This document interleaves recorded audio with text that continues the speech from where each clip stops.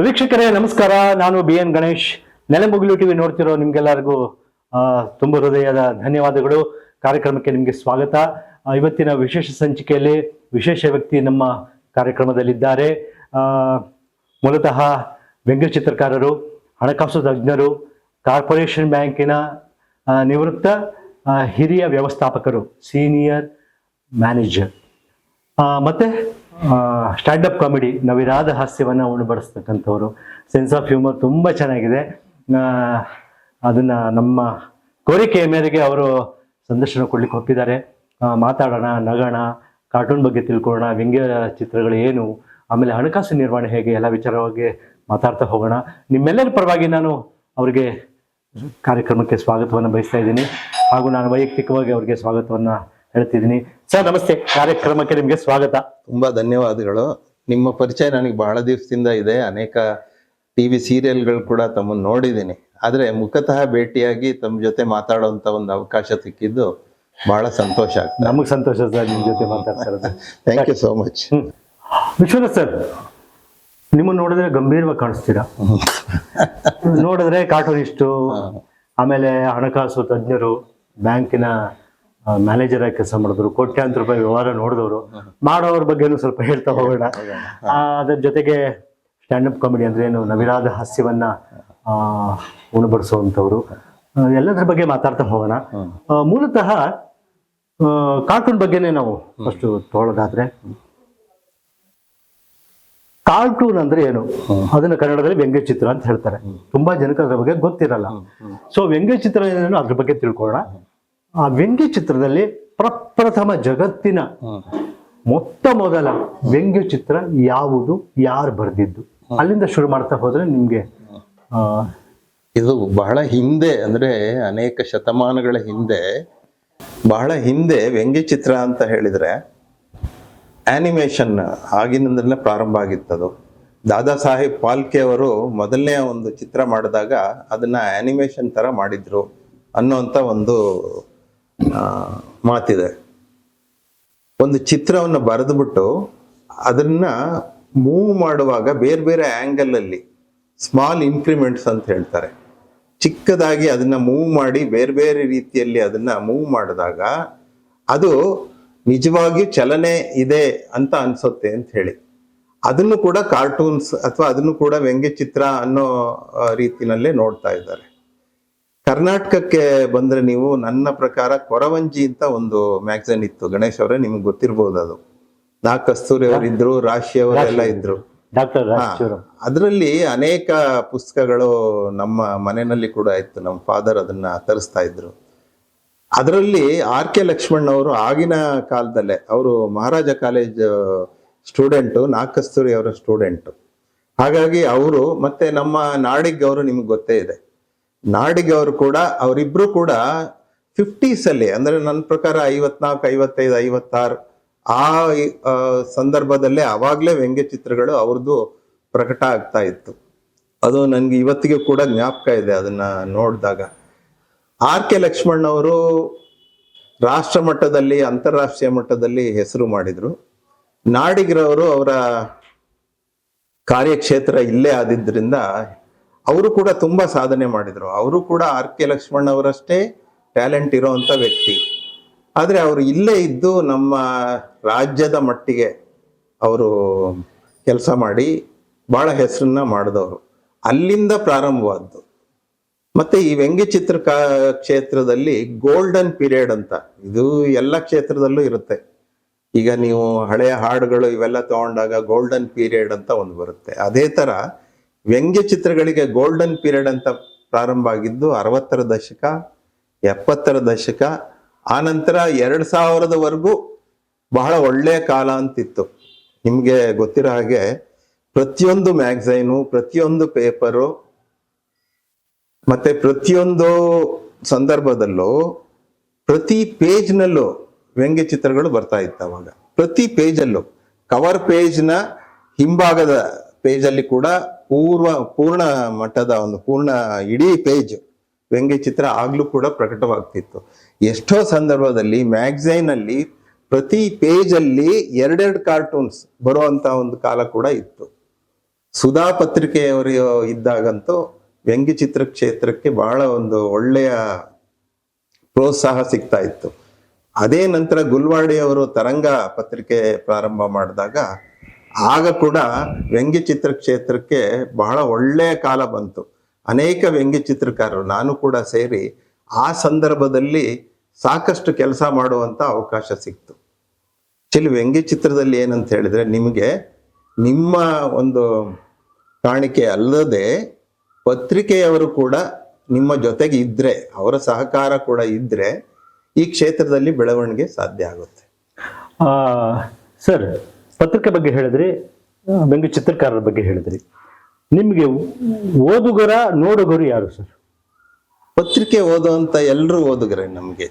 ಅಲ್ಲಿ ಕ್ಲಾಸು ಮಾಸು ಆ ಥರ ಏನಿಲ್ಲ. ಇಲ್ಲಿ ನೋಡಿ, ಒಂದು ಹೇಳ್ತೇನೆ ನಿಮಗೆ, ಹಾಸ್ಯ ಅನ್ನೋದೇನಿದೆ, ಹಾಸ್ಯಕ್ಕೆ ನಿಮ್ಗೆ ಪೂರ್ವಾನುಭವ ಅಂತ ಅಥವಾ ಅದ್ರ ಬಗ್ಗೆ ಮೊದಲೇ ಕೆಲವೊಂದು ವಿಷಯಗಳು ಗೊತ್ತಿರಬೇಕು ಅಂತಿಲ್ಲ. ಉದಾಹರಣೆಗೆ ಭರತನಾಟ್ಯ ಇದೆ, ಸಂಗೀತ ಇರುತ್ತೆ, ಅದ್ರ ಬಗ್ಗೆ ಸ್ವಲ್ಪ ಪರಿಚಯ ಇದ್ದು ನಿಮ್ಗೆ ಅದ್ರ ಬಗ್ಗೆ ಸ್ವಲ್ಪ ಗೊತ್ತಿದ್ರೆ ಅದನ್ನ ಆಸ್ವಾದಿಸೋದು ನಿಮ್ಗೆ ಸುಲಭ ಆಗುತ್ತೆ. ಹಾಸ್ಯ ಆ ಥರ ಅಲ್ಲ, ಹಾಸ್ಯವನ್ನ ಎಲ್ಲರೂ ಕೂಡ ಆಸ್ವಾದಿಸ್ತಾರೆ. ಆದ್ರೆ ಕೆಲವೊಮ್ಮೆ ಏನಾಗುತ್ತೆ ಅಂದ್ರೆ, ನೀವು ಒಂದು ವ್ಯಂಗ್ಯಚಿತ್ರದ ಮೂಲಕ ಏನನ್ನ ಹೇಳಬೇಕು ಅಂತ ಬಯಸ್ತಿರೋ ಅದು ಅವರಿಗೆ ತಲುಪದೇ ಇರುವಂತ ಒಂದು ಸಂದರ್ಭಗಳು ಬರುತ್ತೆ. ಈಗ ನಾವು ಕೆಲವೊಂದು ವ್ಯಂಗ್ಯಚಿತ್ರಗಳು ನಮ್ಮ ಪ್ರಕಾರ, ಈಗ ನಾನು ಬರೆದ ಕೆಲವು ವ್ಯಂಗ್ಯಚಿತ್ರಗಳು ಇದು ತುಂಬಾ ಚೆನ್ನಾಗಿದೆ, ಇದನ್ನ ಎಲ್ಲರೂ ಮೆಚ್ಕೋತಾರೆ ಅಂತ ಅನ್ಕೊಂಡಿರ್ತೀನಿ. ಆದ್ರೆ ಅದು ಸಾಧ್ಯ ಆಗೋದಿಲ್ಲ. ಯಾಕೆ ಅಂತ ಹೇಳಿದ್ರೆ, ಬಹಳ ಸೂಕ್ಷ್ಮವಾಗಿ ನೀವು ಕೆಲವು ವಿಷಯಗಳನ್ನ ಅಲ್ಲಿ ಹೇಳಿರ್ತೀರ. ಆ ಸೂಕ್ಷ್ಮತೆಯನ್ನ ಗ್ರಹಿಸುವಂತ ಒಂದು ಶಕ್ತಿ ಓದುಗನಲ್ಲಿ ಇರಬೇಕು. ಅದೊಂದು ಸಿಂಪಲ್ ಜೋಕ್ ತರ ಇದ್ರೆ ಅದನ್ನ ಹೆಚ್ಚು ಮೆಚ್ಚುಗೆ ಪಡುವಂತ ಓದುಗರು ಇದ್ದಾರೆ. ಆಯ್ತಾ? ಅದು ಏನಂತ ಹೇಳಿದ್ರೆ, ಓದುಗರು ಎಷ್ಟರ ಮಟ್ಟಿಗೆ ಅದನ್ನ ನೋಡಿ ಆನಂದಿಸ್ತಾರೆ ಅನ್ನೋದ್ರ ಮೇಲೆ ಈ ಕ್ಷೇತ್ರದಲ್ಲಿ ನಮ್ಮ ಸಾಧನೆ ಸಾಧ್ಯ ಆಗುತ್ತೆ. ಸರ್, ಕಾರ್ಟೂನ್ ಅಂದ್ರೆ ವ್ಯಂಗ್ಯಚಿತ್ರ ಅಂದ್ರೆ ಓದದ ನೋಡದ ಸರ್? ಅಲ್ಲ, ಅದನ್ನ ಆನಂದಿಸೋದು. ಅದರಲ್ಲಿ ನಿಮ್ಗೆ ಆ ಕ್ಷಣದಲ್ಲಿ ನಿಮ್ಮನ್ನ ಅದು ಹಿಡಿದಿಟ್ಕೊಳುತ್ತೆ. ನೀವು ಯಾವುದೇ ಪತ್ರಿಕೆ ತಗೊಳ್ಳಿ, ಆ ಪತ್ರಿಕೆಯಲ್ಲಿ ಓದುವಂತ ವ್ಯಕ್ತಿ ಒಂದು ಪೇಜ್ನ ತಿರುಗಿಸಿದಾಗ ಖಂಡಿತವಾಗಿ ಆ ವ್ಯಂಗ್ಯಚಿತ್ರವನ್ನ ಅವನು ಓದ್ತಾನೆ. ಅಲ್ಲಿ ಬಂದಿರೋ ಆರ್ಟಿಕಲ್ ಆಗ್ಲಿ, ಕತೆ ಆಗ್ಲಿ, ಬೇರೆ ಲೇಖನಗಳನ್ನಾಗ್ಲಿ ಅವನು ಆಮೇಲೆ ಸಮಯ ಇದ್ರೆ ನೋಡ್ತಾನೆ, ಕೆಲವೊಮ್ಮೆ ನೋಡೋಕ್ಕೂ ಆಗೋದಿಲ್ಲ. ಆದ್ರೆ ವ್ಯಂಗ್ಯಚಿತ್ರವನ್ನ ಅವನು ಮಿಸ್ ಮಾಡೋ ಸಾಧ್ಯತೆಯೇ ಇಲ್ಲ. ಅದು ವ್ಯಂಗ್ಯಚಿತ್ರ. ಯಾಕೆ ಅಂತ ಹೇಳಿದ್ರೆ, ಒಂದು ವ್ಯಂಗ್ಯಚಿತ್ರವನ್ನ ನೀವು ಆ ಕ್ಷಣದಲ್ಲಿ ಒಂದೇ ನಿಮಿಷದಲ್ಲಿ ಓದಿ ಅದನ್ನ ಗ್ರಹಿಸಿ ಆನಂದಿಸಬಹುದು. ಇನ್ಸ್ಟಂಟ್ ಕಾಫಿ ಅಂತಾರಲ್ಲ, ಆ ಥರ ತಕ್ಷಣ ಮಾಡಿ ತಗೊಳ್ಳೋ ಅಂತ ಹೇಳಿ. ಆದ್ರೆ ಅದು ಅಷ್ಟಕ್ಕೆ ಮಾತ್ರ ನಿಮಿತ್ತ ಆಗೋದಿಲ್ಲ. ಅದು ಅದರಲ್ಲಿ ಆಳವಾಗಿ ನೋಡಿ ಅದರಲ್ಲಿ ಇರ್ತಕ್ಕಂಥ ಒಂದು ವಸ್ತುವನ್ನ, ಅಲ್ಲಿ ವ್ಯಂಗ್ಯಚಿತ್ರಕಾರ ಏನನ್ನು ಹೇಳಬೇಕು ಅಂತ ಪ್ರಯತ್ನ ಮಾಡ್ತಿದ್ದಾನೆ ಅನ್ನೋದನ್ನ ಅರ್ಥ ಮಾಡ್ಕೋಬೇಕು. ಯಾಕೆಂತ ಹೇಳಿದ್ರೆ, ಇಡೀ ವ್ಯವಸ್ಥೆಯ ಬಗ್ಗೆ ಅಲ್ಲಿ ಒಂದು ಕಾಮೆಂಟ್ ಇರುತ್ತೆ.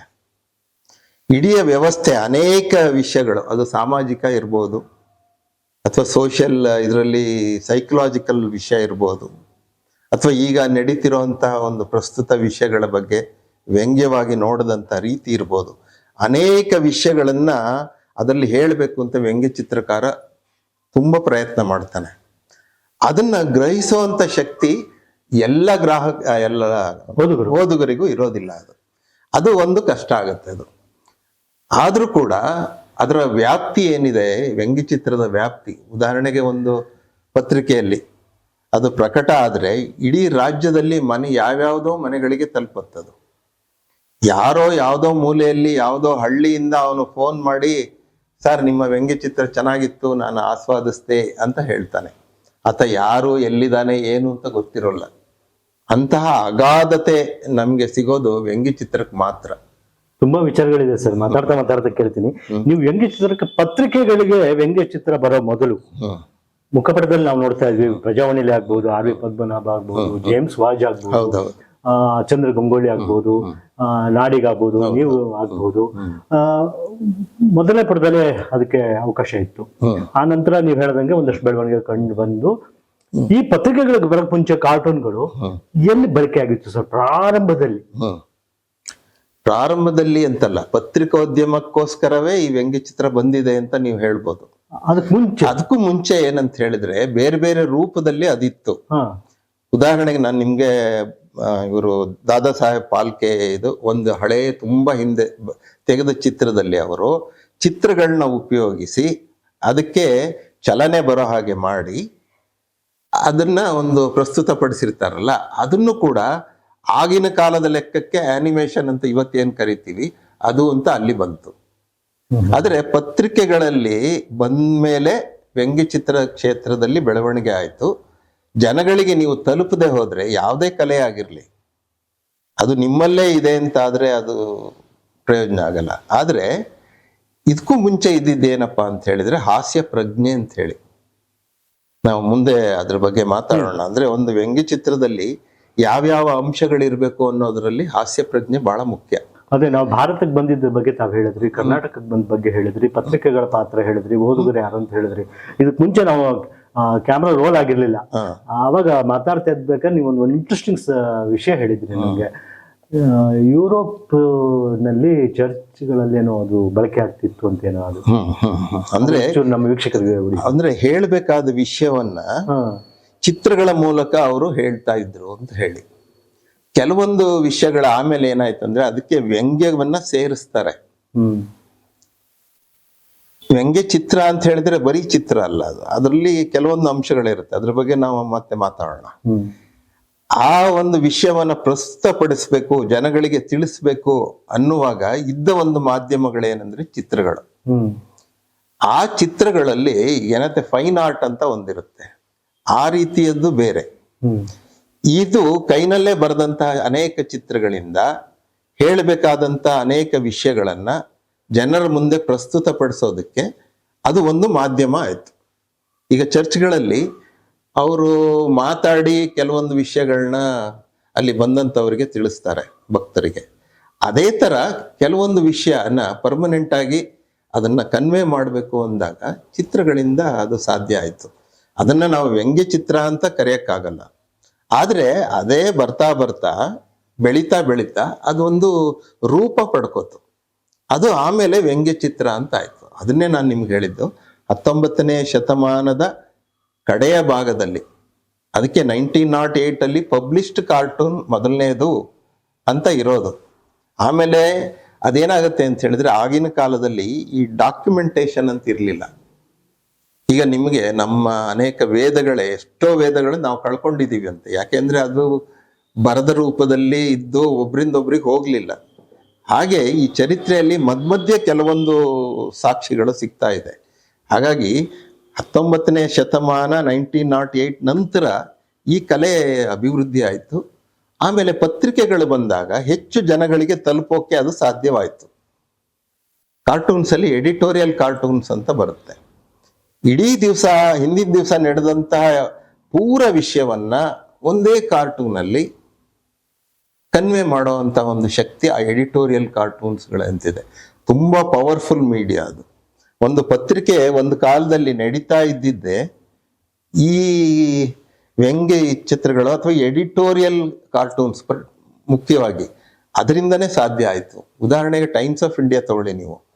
ಆರ್.ಕೆ. ಲಕ್ಷ್ಮಣ್ಗೋಸ್ಕರ ಅವರ ವ್ಯಂಗ್ಯ ಚಿತ್ರಕ್ಕೋಸ್ಕರ ಆ ಪತ್ರಿಕೆಯನ್ನು ತಗೊಂಡವ್ರು ಇದ್ದಾರೆ. ತಗೊಂಡಾಗ್ಲೂ ಅವರ ಒಂದು ವ್ಯಂಗ್ಯ ಚಿತ್ರ ಓದಿ ನಂತರ ಅದನ್ನ ಮತ್ತೆ ಬೇಕಾದ್ರೆ ಓದೋದೋ ಬಿಡೋದೋ ಅನ್ನೋಂಥ ಒಂದು ವಿಷಯ ಬರುತ್ತೆ. ಅಂದ್ರೆ ಅಷ್ಟು ಪವರ್ಫುಲ್ ಮೀಡಿಯಂ. ಒಂದು ವಿಷಯ ಇಡೀ ದಿವಸ ನಡೆದಂತ ಒಂದು ವಿದ್ಯಮಾನ ಏನಿದೆ ಅದನ್ನ ಒಂದೇ ಚಿತ್ರದಲ್ಲಿ ಅವರು ಹೇಳುವಂತ ಸಾಧ್ಯತೆ ಇತ್ತು. ಉದಾಹರಣೆಗೆ ಅಬು ಅಬ್ರಾಹಂ ಅಂತ ನಮ್ಮ ವ್ಯಂಗ್ಯ ಚಿತ್ರಕಾರರು, ಅವರು ಎಮರ್ಜೆನ್ಸಿ ಟೈಮಲ್ಲಿ ಒಂದು ವ್ಯಂಗ್ಯ ಚಿತ್ರ ಬರೆದ್ರು.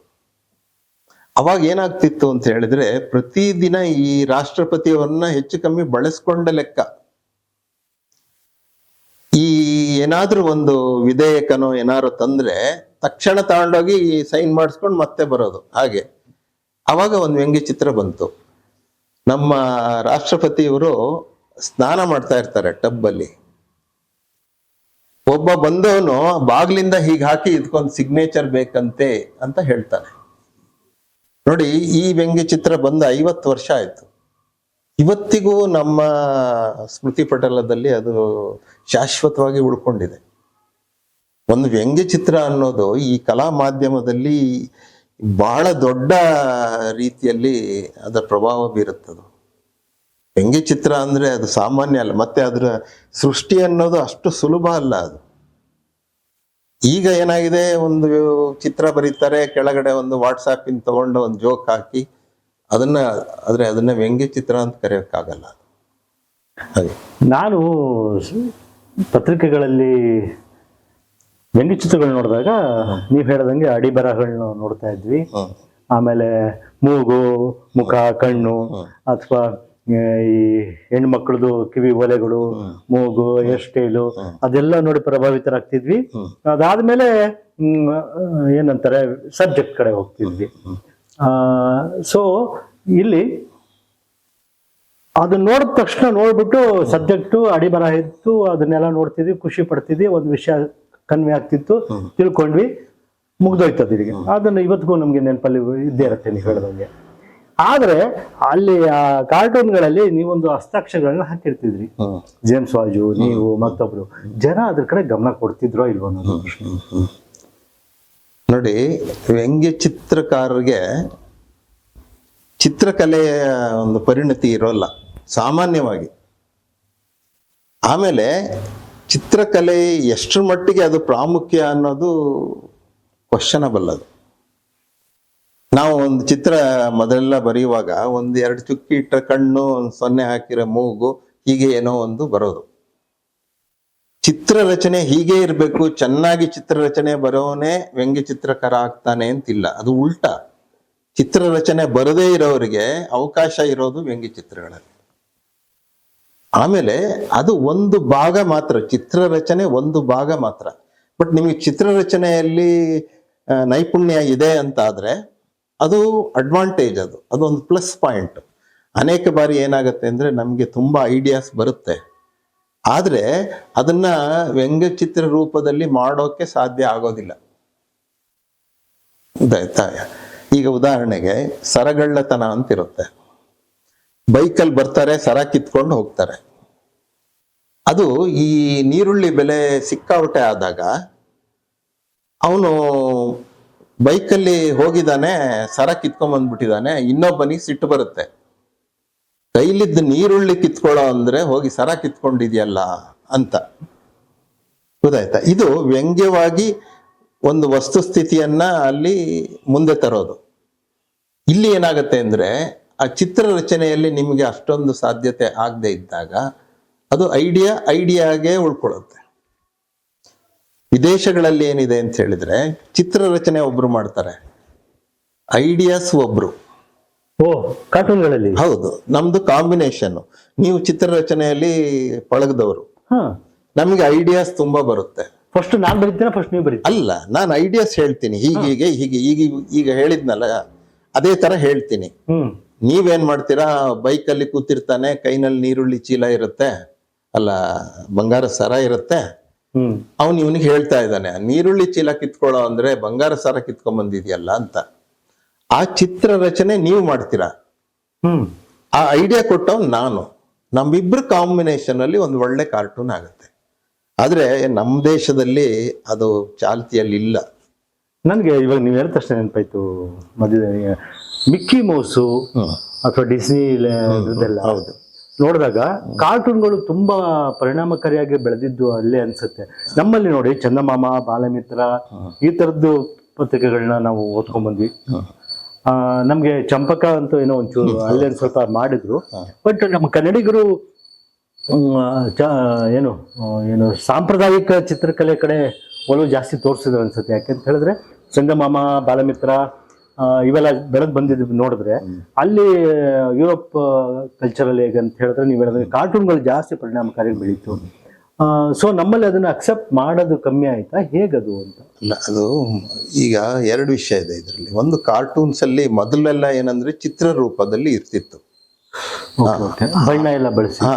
ಆಮೇಲೆ ಅದೇ ಚಿತ್ರಗಳನ್ನ ಈ ಫೋಟೋಗ್ರಾಫ್ ಮಾಡ್ಕೊಂಡ್ಬಿಟ್ಟು ಚಿತ್ರಗಳನ್ನ ಫೋಟೋ ತಗೊಂಡು ಬೇರೆ ಬೇರೆ ಆ್ಯಂಗಲಲ್ಲಿ ಮೂವ್ ಮಾಡಿ, ಅದು ಇನ್ಕ್ರಿಮೆಂಟಲ್ ಮೂವ್ಮೆಂಟ್ ಅಂತಾರೆ, ಅದೆಲ್ಲ ಮಾಡಿ ಅದಕ್ಕೊಂದು ಚಲನೆಯ ರೂಪ ಕೊಟ್ಟರು. ಅದೇ ಅನಿಮೇಷನ್ ಅಂತ ಹೇಳಿ. ವ್ಯಂಗ್ಯಚಿತ್ರದ ಇನ್ನೊಂದು ಇವತ್ತು ಬಹಳ ದೊಡ್ಡ ಒಂದು ವಿಷಯ ಆಗಿರೋದು ಆನಿಮೇಷನ್ ಅಂತ ಹೇಳಿ. ಅದೊಂದು ದೊಡ್ಡ ಇಂಡಸ್ಟ್ರಿಯಾಗಿ ಬೆಳೆದಿದೆ. ಅನಿಮೇಷನ್ ಬಗ್ಗೆ ಮಾತಾಡೋಣ ಸರ್. ನೀವು ವ್ಯಂಗ್ಯ ಚಿತ್ರಗಳ ಬಗ್ಗೆ, ನಿಮ್ಗೆ ವ್ಯಂಗ್ಯ ಚಿತ್ರಗಳ ಕಲೆಗಳನ್ನ ಕಾರ್ಟೂನ್ ಬರವಣಿಗೆ ಹೇಗ್ ಮಾಡ್ಬೇಕು ಅನ್ನೋದನ್ನ R.K. ಲಕ್ಷ್ಮಣ್ಗಾಗ್ಬೋದು, ನಿಮ್ಗಾಗ್ಬೋದು, ಯಾರಿಗೆ ಆಗ್ಬೋದು, ನಿಮ್ಗೆಲ್ಲ ಹೇಳ್ಕೊಟ್ಟವ್ರು ಯಾರು ಸರ್? ಅಲ್ಲ, ಅದಕ್ಕೂ ಮುಂಚೆ ನಿಮ್ಮ ಇನ್ನೊಂದು ಪ್ರಶ್ನೆಗೆ ನಾನು ಉತ್ತರ ಕೊಡ್ತೀನಿ. ಯುರೋಪ್ ಅಲ್ಲಿ ಯಾಕೆ ಅದು ಹೆಚ್ಚು ಪ್ರಚಲಿತ ಆಯ್ತು, ಪಾಪ್ಯುಲರ್ ಆಯ್ತು ಇದು ಅಂತ ಹೇಳಿ, ಅಲ್ಲಿ ಈಗ ಇದಕ್ಕೆ ಮೂಲಭೂತವಾಗಿ ಬೇಕಿರೋದು ಸೆನ್ಸ್ ಆಫ್ ಹ್ಯೂಮರ್ ಅಂತ ಹೇಳಿ. ನಿಮಗೆ ಅದನ್ನ ಆಸ್ವಾದಿಸುವಂತಹ ಒಂದು ಶಕ್ತಿ ಏನಿದೆ ಅದು ಬಹಳ ಮುಖ್ಯ. ನಮ್ಮ ಭಾರತೀಯರಲ್ಲಿ ಕಂಪ್ಯಾರಿಟಿವ್ಲಿ ಸೆನ್ಸ್ ಆಫ್ ಹ್ಯೂಮರ್ ಕಮ್ಮಿ ಅಂತ. ನಮ್ಮಲ್ಲಿ ತುಂಬಾ ಸೂಕ್ಷ್ಮ ಇರ್ತಾರೆ. ನಾನೇನೋ ನಿಮ್ಮ ಬಗ್ಗೆ ಏನೋ ಒಂದು ಸಣ್ಣ ಜೋಕ್ ಮಾಡಿದ್ರೆ ನೀವು A joke must be taken as A joke, ಗೊತ್ತಾಯ್ತಾ? ಅದನ್ನ ಅದೇ ರೀತಿಯಾಗಿ ತಗೊಳ್ಳೋ ಅಂತ ಒಂದು ಮನಸ್ಥಿತಿ ಇರಬೇಕು. ಅದು ಇಲ್ಲದೆ ಇರುವಾಗ ಏನಾಗುತ್ತೆ ಅಂತ ಹೇಳಿದ್ರೆ, ನೀವು ನಾಳೆಯಿಂದ ನನ್ನ ಕಡೆ ನೋಡೋದಿಲ್ಲ, ಮಾತಾಡ್ಸಲ್ಲ. ಈ ಸೆನ್ಸ್ ಆಫ್ ಹ್ಯೂಮರು ಎರಡು ಕಡೆ ಇರಬೇಕು. ವ್ಯಂಗ್ಯಚಿತ್ರ ರಚನೆ ಮಾಡೋರಲ್ಲೂ ಇರಬೇಕು, ಅವರಲ್ಲೂ ಇರಬೇಕು. ಅದನ್ನ ಗ್ರಾಸ್ ಮಾಡ್ಕೊಳ್ಳೋ ಹಾಗೆ. ಮತ್ತೆ ನೀವೇನೋ ಒಂದು ವಿಷಯ ಹೇಳಿದಿರಲ್ಲ, ವ್ಯಂಗ್ಯ ಅದರಲ್ಲಿ ಏನಿದೆ ಅದು ಸೇರ್ಕೊಂಡಿರುತ್ತಲ್ಲ, ಅದನ್ನ ಮತ್ತೆ ಒಂದೇನೋ ಮೆಸೇಜ್ ಕೊಟ್ಟಿರ್ತೀರ, ಅದನ್ನ ಆಸ್ವಾದಿಸುವಂತ ಶಕ್ತಿ ಇರಬೇಕು. ನೀವು ಸೆನ್ಸ್ ಆಫ್ ತಕ್ಷಣ ಮಧ್ಯದ ಹೇಳ್ತಾ ಆಮೇಲೆ ಕಂಟಿನ್ಯೂ ಮಾಡಿ. ನಿಮ್ಮದೇ ಒಂದು ಡೈಲಾಗ್ ನಾನು ಕೇಳಿದ್ದೆ, ನೋಡಿದ್ದು ಚಾನೆಲ್ ಅಲ್ಲಿ. ಪಾರ್ಕಲ್ಲಿ ಹೋಗ್ತಾ ಇರ್ತೀರಲ್ವಾ, ಹೋದ ತಕ್ಷಣ ಯಾರು ಹೆಂಗಸನ್ ಕೈ ಇಟ್ಕೊಂಡು ಮುಂದಕ್ಕೆ ಹೋಗ್ತಾರೆ, ಅದು ನಿಮ್ ಬಾಯಿಲೆ ಕೇಳೋಣ ಸರ್, ಹೇಳಿ ಸರ್. ಅಲ್ಲ ಸುಮ್ಮನೆ ಇದೆಲ್ಲ ಈ ಹಾಸ್ಯ ಅನ್ನೋದು ನಾವು ಸೃಷ್ಟಿ ಮಾಡೋದು. ಅದನ್ನ ಪ್ರಸ್ತುತಪಡಿಸುವಾಗ ಅದು ನಿಜವಾಗಿಯೂ ನಡೀತೇನೋ ಅನ್ನೋ ರೀತಿನಲ್ಲಿ ಜನರ ಮುಂದೆ ಇದ್ ಮಾಡ್ಬೇಕು. ನಮ್ಗೆ ಯಾರೋ ಗುರ್ತಿದ್ರು ಕೃಷ್ಣಮೂರ್ತಿ ಅಂತ ಹೇಳ್ತೀವಿ. ಕೃಷ್ಣಮೂರ್ತಿ ಅಂತ ಯಾರು ಗುರ್ತೇ ಇರಲ್ಲ.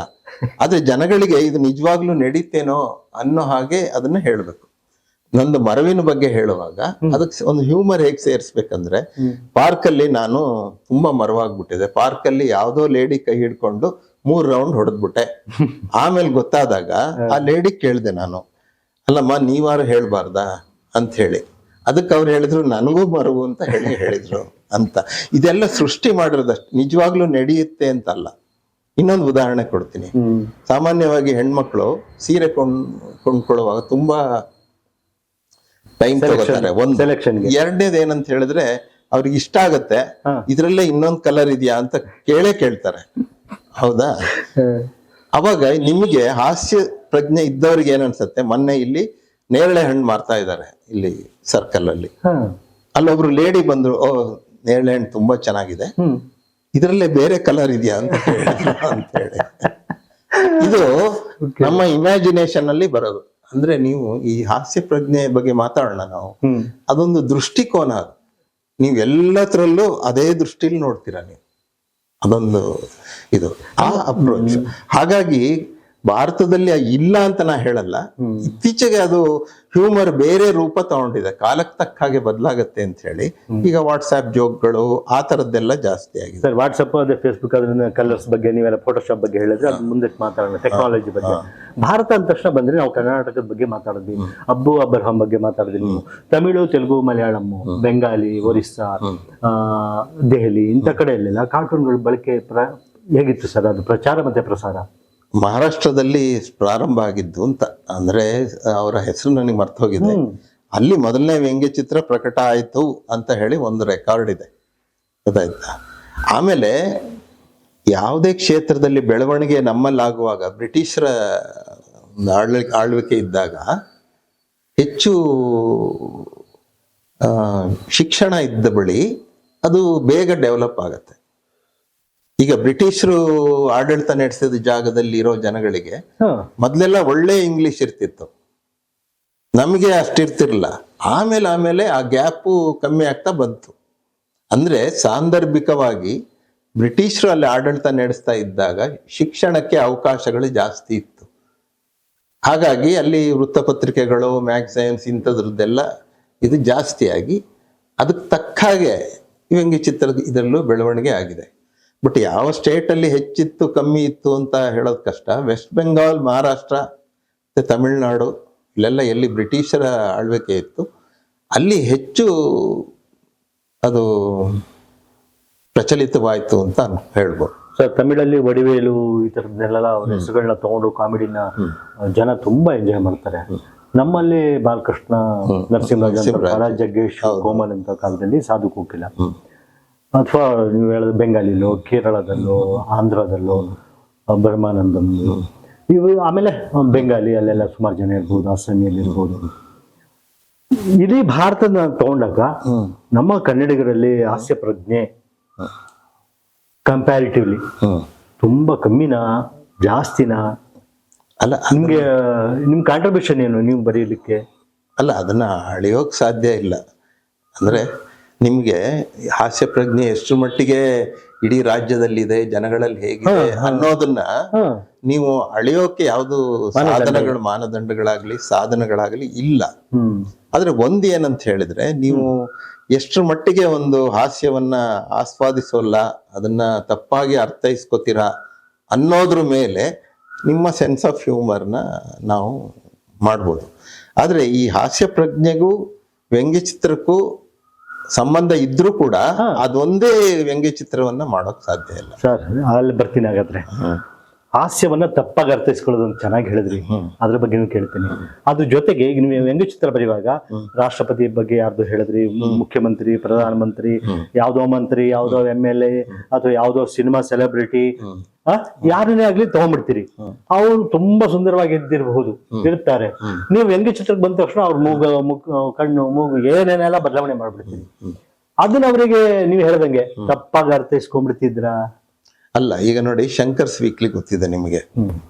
ಶಂಕರ್ಸ್ ವೀಕ್ಲಿಯಲ್ಲಿ ಅವಾಗ ನೆಹರು ಮತ್ತೆ ರಾಜೇಂದ್ರ ಪ್ರಸಾದ್ ಆಗಿದ್ದಂತಹ ಒಂದು ನಾಯಕರ ಬಗ್ಗೆ ಎಲ್ಲ ಅವ್ರು ಬರಿತಾ ಇದ್ರಲ್ಲ. ನೆಹರು ಅವರಿಗೆ ಅಲ್ಲಿ ನಾನು ಬಂದಿದ್ದೀನಿ, ನಾನು ಅವ್ರಿಗೆ ವ್ಯಂಗ್ಯಚಿತ್ರಕ್ಕೆ ಒಂದು ವಸ್ತುವಾಗಿದ್ದೀನಿ ಅನ್ನೋದು ಹೆಮ್ಮೆ ತರ್ತಾ ಇತ್ತಂತೆ. ಈ ವೆಸ್ಟರ್ನ್ ಕಂಟ್ರೀಸ್ ಅಲ್ಲೂ ಅಷ್ಟೇ ಕೆಲವು ಹ್ಯೂಮರಿಸ್ಟ್ಸ್ ಇದ್ದಾರೆ, ಬಹಳ ಅದ್ಭುತವಾದ ಹ್ಯೂಮರಿಸ್ಟು. ಅವನ ಕೈಗೆ ನಾನು ಸಿಕ್ಕಾಕೊಂಡೆ ಅಂದಾಗ ಆ ವ್ಯಕ್ತಿಗೆ ಹೆಮ್ಮೆ ಅನ್ಸುತ್ತಂತೆ, ಅದೊಂದು ಗೌರವ ಅಂತ ಅನ್ಸುತ್ತಂತೆ. ಇಲ್ಲಿ ಏನಾಗತ್ತೆ ಅಂತ ಹೇಳಿದ್ರೆ, ಹಾಸ್ಯವನ್ನ ಹಾಸ್ಯವಾಗೇ ತಗೊಳ್ಳೋ ಅಂತ ಒಂದು ಮನೋಸ್ಥಿತಿ ಇದ್ರೆ ಯಾವ ಸಮಸ್ಯೆಯೂ ಆಗಲ್ಲ. ನೀವ್ ಹೇಳಿದ್ ನಿಜ ಸರ್. ನಮ್ಮಲ್ಲಿ ಸ್ಟ್ಯಾಂಡ್ ಅಪ್ ಕಮಿಡಿಯನ್ ನಾಗರಾಜ್ ಕೋಟೆ, ಅವರು ಸೀರಿಯಲ್ ಸಿನಿಮಾದಲ್ಲಿ ಒಳ್ಳೆ ಕಲಾವಿದರು. ನಾವು ಅವ್ರ ಜೊತೆ ಎಲ್ಲ ಸೀರಿಯಲ್ ಮಾಡ್ತಾ ಇದ್ವಿ. ಅವರು ತುಂಬಾ ಆತ್ಮೀಯರು ನಮ್ಗೆ. ಅವ್ರದ್ದು ಇಂಟರ್ವ್ಯೂ ಎಲ್ಲ ಮಾಡಿದ್ವಿ ನಾವು, ನಮ್ಮ ಚಾನೆಲ್ ಅಲ್ಲೇ ಬಂದಿದೆ. ಅವರು ನನ್ನ ಬಗ್ಗೆನೂ ಕಾಮಿಡಿ ಮಾಡ್ತಾ ಇದ್ರು. ಅಥವಾ ನಮ್ ಕ್ಯಾಮರಾಮನ್ ಎಲ್ಲ ಹೋದಾಗ ಈ ಗಣೇಶ್ ಏನ್ರಿ ಗೊತ್ತೇನ್ರಿ ಹೇಗ್ ಮಾತಾಡ್ತಾರೆ ಅಂತ ಒಂದ್ಸಲ 2 ಸಲ ಕೇಳಿಸ್ಕೊಡು, ಕರೆಕ್ಟಾ ಅಪ್ಪ ನಮ್ಮ ಸೀರಿಯಲ್ ಸಿನಿಮಾ ಡೈರೆಕ್ಟರ್ಗಳು ಹೇಗ್ ಮಾತಾಡ್ತಾರೆ ಅನ್ನೋದೆಲ್ಲ ಮಾಡ್ತಾ ಇದ್ರು. ಒಂದ್ ದಿವಸ ನಮ್ದು ಮಾಡಿದ್ರು, ನಾನು ಕಾಮಿಡಿ ನಮ್ಮ ಕ್ಯಾಮ್ರಾಮನ್ಗೆಲ್ಲ ಕೊಂಡೋದ್ರೆ ಅವರು ನೋಡಿದ್ರು.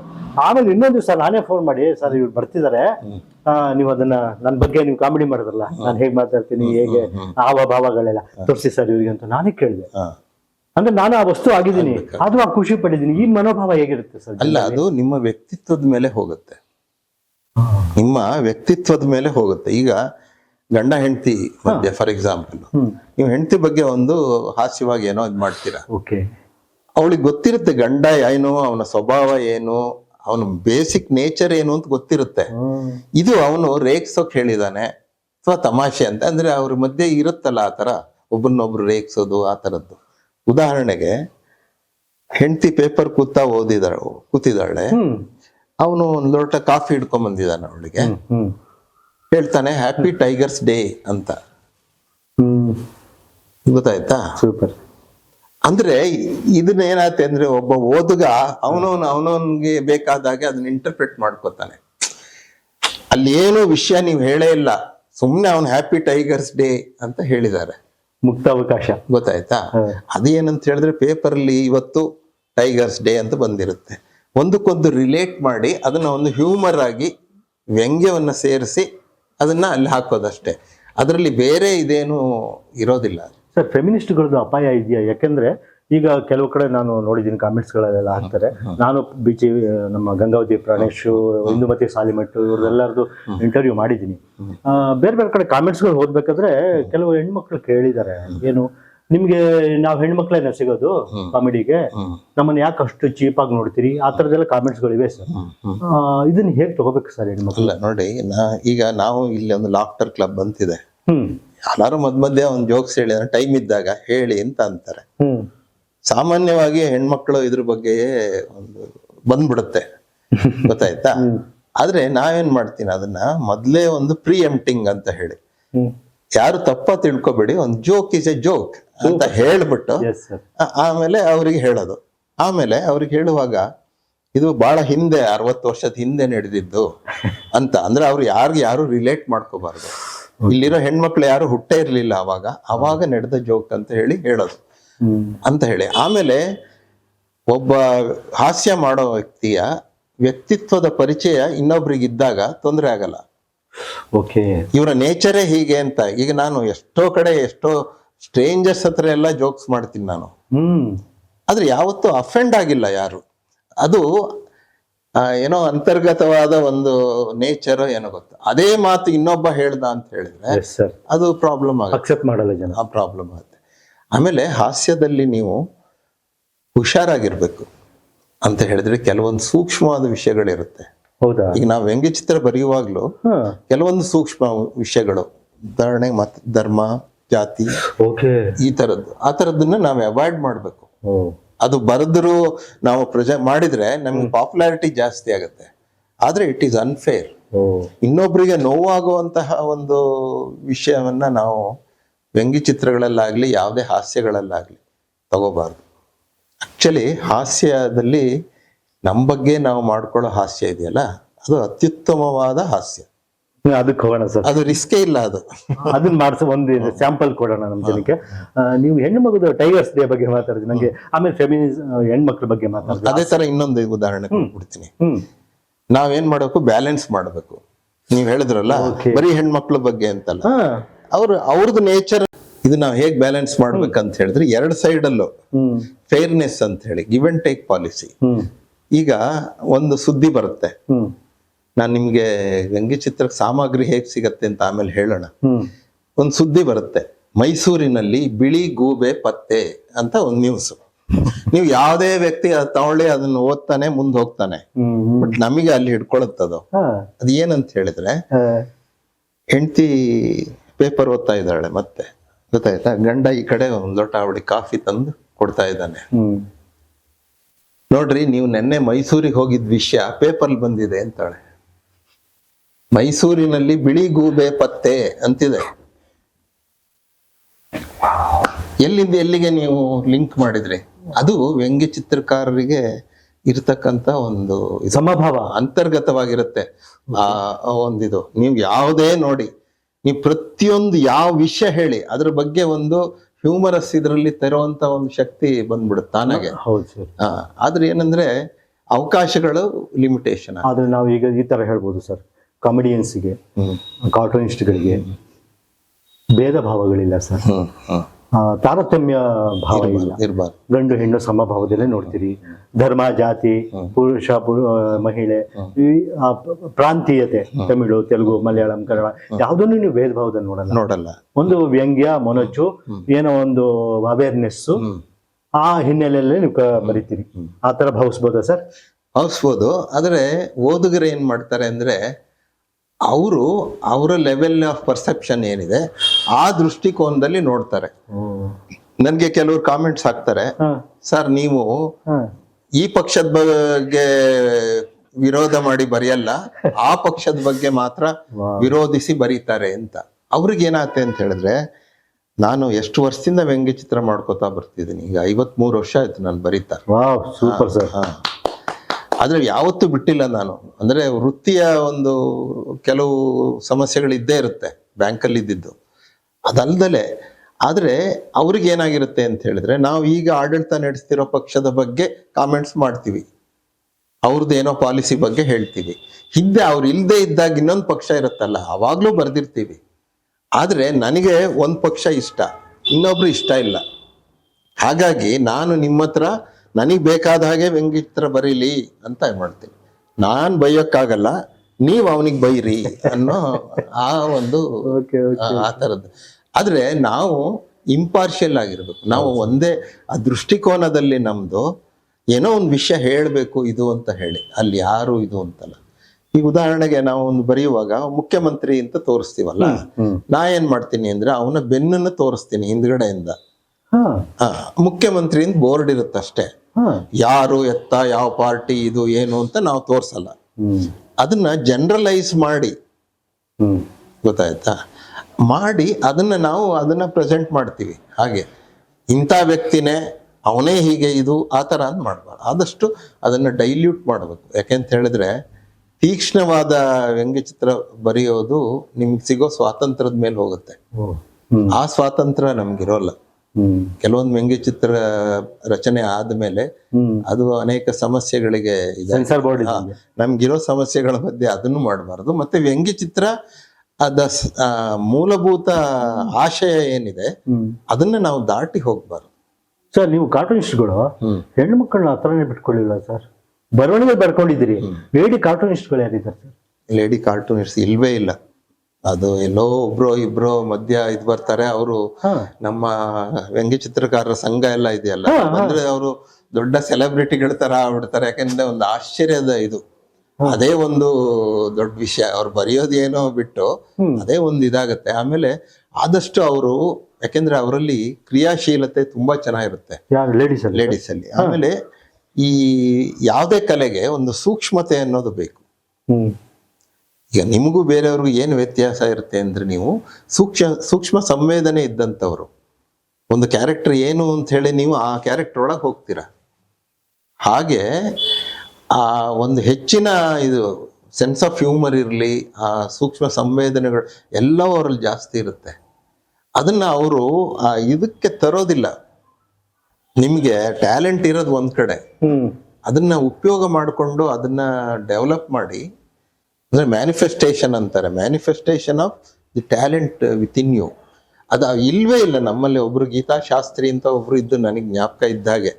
ಆದ್ರೆ ಆಮೇಲೆ ಕಣ್ಣಿಗೆ ಕಾಣೋ ಹಾಗೆ ಒಂದು ಪ್ರಾಮುಖ್ಯತೆ ಪಡೆದಂತಹ ಒಂದು ವ್ಯಂಗ್ಯ ಚಿತ್ರಕಾರರು ಅನ್ನೋದು ಬಹಳ ಹೆಣ್ಮಕ್ಳಲ್ಲಿ ಇಲ್ವೇ ಇಲ್ಲ ಅಂತ ಹೇಳ್ಬೋದು. ಪ್ರೋತ್ಸಾಹದ ಕೊರತೆ. ಈಗಂತೂ ಅದು ಇರೋ ಈ ಒಂದು ವಾತಾವರಣದಲ್ಲಿ ಇನ್ನೂ ಸಾಧ್ಯತೆಗಳು ಕಮ್ಮಿ. ಬಹುಶಃ ಹೆಣ್ಮಕ್ಳು ಜಾಸ್ತಿ ನೀವು ಹೇಳ್ದಂಗೆ ಆಕ್ಟಿಂಗ್ಗೋ ಅಥವಾ ಮ್ಯೂಸಿಕ್ಗೋ ಅಥವಾ ಇನ್ಸ್ಟ್ರೂಮೆಂಟ್ಸ್ ನುಡಿಸ್ಲಿಕ್ಕೋ ಯಕ್ಷಗಾನಕ್ಕೋ ಆ ಕಡೆ ಜಾಸ್ತಿ ಒಲವು ತೋರಿಸ್ತಾರಲ್ವಾ ಸರ್? ಅಲ್ಲ ನೋಡಿ, ಯಾವ ಕ್ಷೇತ್ರದಲ್ಲಿ ನಿಮಗೆ ಪ್ರೋತ್ಸಾಹ ಇರುತ್ತೆ, ಎಲ್ಲಿ ಬೆಳವಣಿಗೆ ಸಾಧ್ಯ ಅಲ್ಲಿ ಹೋಗೋದು. ಈಗ ಇಂಜಿನಿಯರಿಂಗ್ ತಗೊಂಡಾಗ ಯಾವ ಬ್ರಾಂಚ್ ಅಂತ ಹೇಳಿ ಅವತ್ತಿನ ಇದರಲ್ಲಿ ನೋಡ್ತಾರಲ್ಲ, ಈ ವ್ಯಂಗ್ಯ ಚಿತ್ರ ಕ್ಷೇತ್ರದಲ್ಲಿ ನೀವು ಒಂದು ಜೀವನ ನಡೆಸ್ಬೋದು ಅನ್ನೋಂತ ಒಂದು ಪರಿಸ್ಥಿತಿ ಯಾವಾಗ್ಲೂ ಬಂದಿಲ್ಲ. ಎಲ್ಲೋ ಅಪರೂಪಕ್ಕೆ ನಮ್ಮ ರಾಮಮೂರ್ತಿ ಅವರು, ಆರ್.ಕೆ. ಲಕ್ಷ್ಮಣ್ಣು, ನಮ್ಮ ನರೇಂದ್ರ, ಈ ತರದವರು ಅಲ್ಲೇ ವೃತ್ತಿಯಾಗಿ ಮಾಡ್ಕೊಂಡು ಇದ್ದವ್ರು ಇದ್ದಾರೆ. ಇದು ಒಂದು ಪ್ರವೃತ್ತಿಯಾಗಿ ಹಾಬಿಯಾಗಿ ಇರೋಷ್ಟ್ರ ಮಟ್ಟಿಗೆ ಮಾತ್ರ ಇದೆ. ಇದು ನೀವು ಆರ್.ಕೆ. ಲಕ್ಷ್ಮಣ ಹೆಸರು ಬಂದ ತಕ್ಷಣ ನಮ್ಗೆ ಆರ್.ಕೆ. ನಾರಾಯಣ ಹೆಸರು ಬರುತ್ತೆ. ನನ್ನಂತವನಿಗೆ, ನಾನೊಬ್ಬ ಪತ್ರಕರ್ತನಾಗಿ ರಂಗಭೂಮಿಯವನಾಗಿ ನನಗೆ ಆರ್.ಕೆ. ಲಕ್ಷ್ಮಣ್ ಕೂಡ ಫೆಮಿಲಿಯ ಜನಪ್ರಿಯರು. ಆರ್.ಕೆ. ನಾರಾಯಣ, ಮಾಲ್ಗಡಿ ಡೇಸು, ಶಂಕರ್ ನಾಗು, ಮಾಸ್ಟರ್ ಮಂಜುನಾಥ್ ಎಲ್ಲ ಬಂದಾಗ ಅವ್ರು ಫೇಮಸ್ ಆಗ್ಬಿಟ್ರು ಸಾಮಾನ್ಯ ಜನಕ್ಕೂ. ಇಬ್ರು ಅಣ್ಣ ತಮ್ಮಂದಿರು.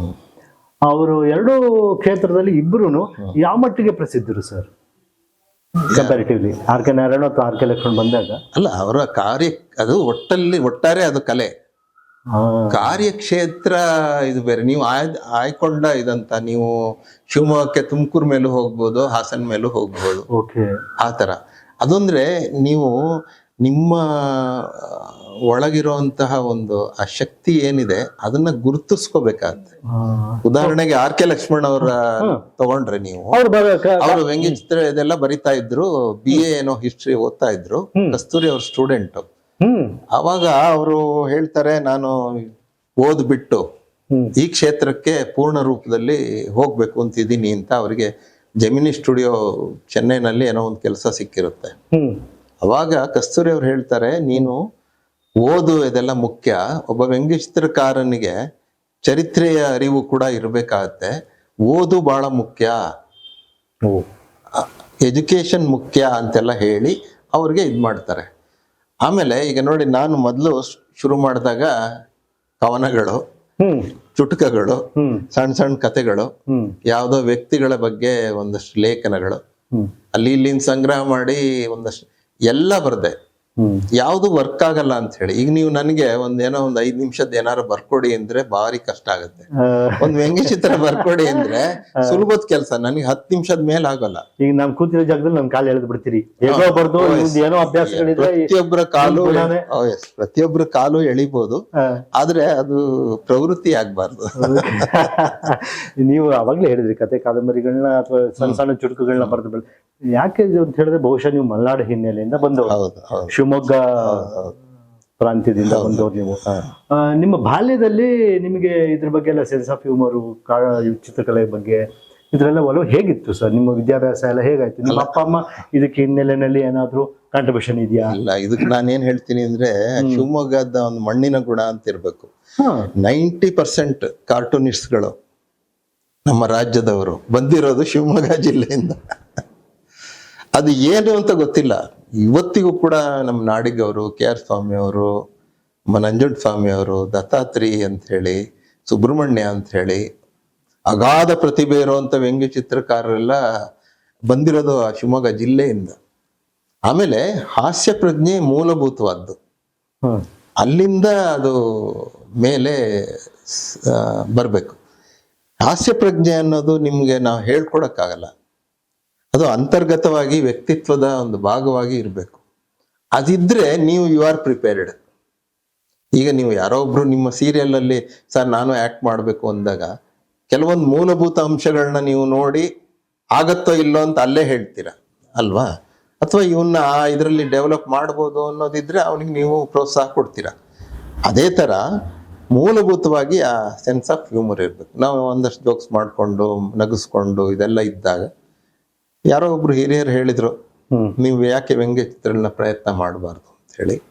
ಆಮೇಲೆ ಯಾವ ಕಾರಣಕ್ಕೂ ಗೊತ್ತಿಲ್ಲ ನನ್ಗೆ, ಬಾಲ್ಯದಲ್ಲೇ RK ಲಕ್ಷ್ಮಣ್ ಬಗ್ಗೆ ಏನೋ ಒಂದು ಒಲವು, ಒಂದು ಶಿವಮೊಗ್ಗದಲ್ಲಿ ಏನೋ ಸೆಳೆತ RK ಲಕ್ಷ್ಮಣ್ ಬಗ್ಗೆ. ನಮ್ಮ ತಂದೆಯವರ ಜೊತೆ ಹೋಗುವಾಗ, ಅವ್ರ ಕೈ ಹಿಡ್ಕೊಂಡು ಹೋಗುವಾಗ ಅವರು ಒಂದ್ಸಲ RK ಲಕ್ಷ್ಮಣ್ ಬಗ್ಗೆ ಹೇಳಿದ್ರು. ನಿಮ್ ತಂದೆ ಸರ್? ಆಮೇಲೆ ದಿನಾ ಅವ್ರ ಜೊತೆ ಹೋಗುವಾಗ RK ಲಕ್ಷ್ಮಣ್ ಬಗ್ಗೆ ಹೇಳು ಅಂತ ಹೇಳ್ತಿದ್ನಂತೆ. ಅಲ್ವೋ ಎಷ್ಟು ಅಂತ ಹೇಳೋದು, ದಿನ ಅದೇ ಕೇಳ್ತೀಯಲ್ಲೋ ಅಂತ ಅಂತಾರೆ. ಇದನ್ನ ಡೆವಲಪ್ ಮಾಡಿಕೊಂಡು ಈ ರೂಪಕ್ಕೆ ತಂದ್ಕೊಳ್ಳೋದು ಅದು ಒಂದು ಗ್ರಾಜುಯೇಷನ್ ಅಂತ ಹೇಳಿ, ಅದು ತಾನಾಗೆ ಆಗ್ಬೇಕು. ನೀವು cartoonist is Born not made ಅಂತಾರೆ. ಅದು 100% ಸತ್ಯ ಅಂತ ನಾನು ಹೇಳಲ್ಲ, ಆಯ್ತಾ? ಈಗ ಚಿತ್ರಕಲೆ ಗೊತ್ತಿರುವಂತ ಸಾವಿರಾರು ಜನ ಇದ್ದಾರೆ, ಅವರೆಲ್ಲರೂ ವ್ಯಂಗ್ಯ ಚಿತ್ರಕಾರರಾಗ್ಬೇಕಿತ್ತಲ್ಲ. ಮೂಲಭೂತವಾದ ಕೆಲವೊಂದು ವಿಷಯಗಳು ಬೇಕಾಗುತ್ತೆ. ಒಬ್ಬನೇ ಒಬ್ಬ ರಾಜ್ಕುಮಾರ್ ಆ ತರ ಇನ್ಯಾರು ಆಗ್ಲಿಲ್ಲ ಅಂದ್ರೆ ಅಲ್ಲಿ ಏನೋ ಇದೆ ಅಂತ.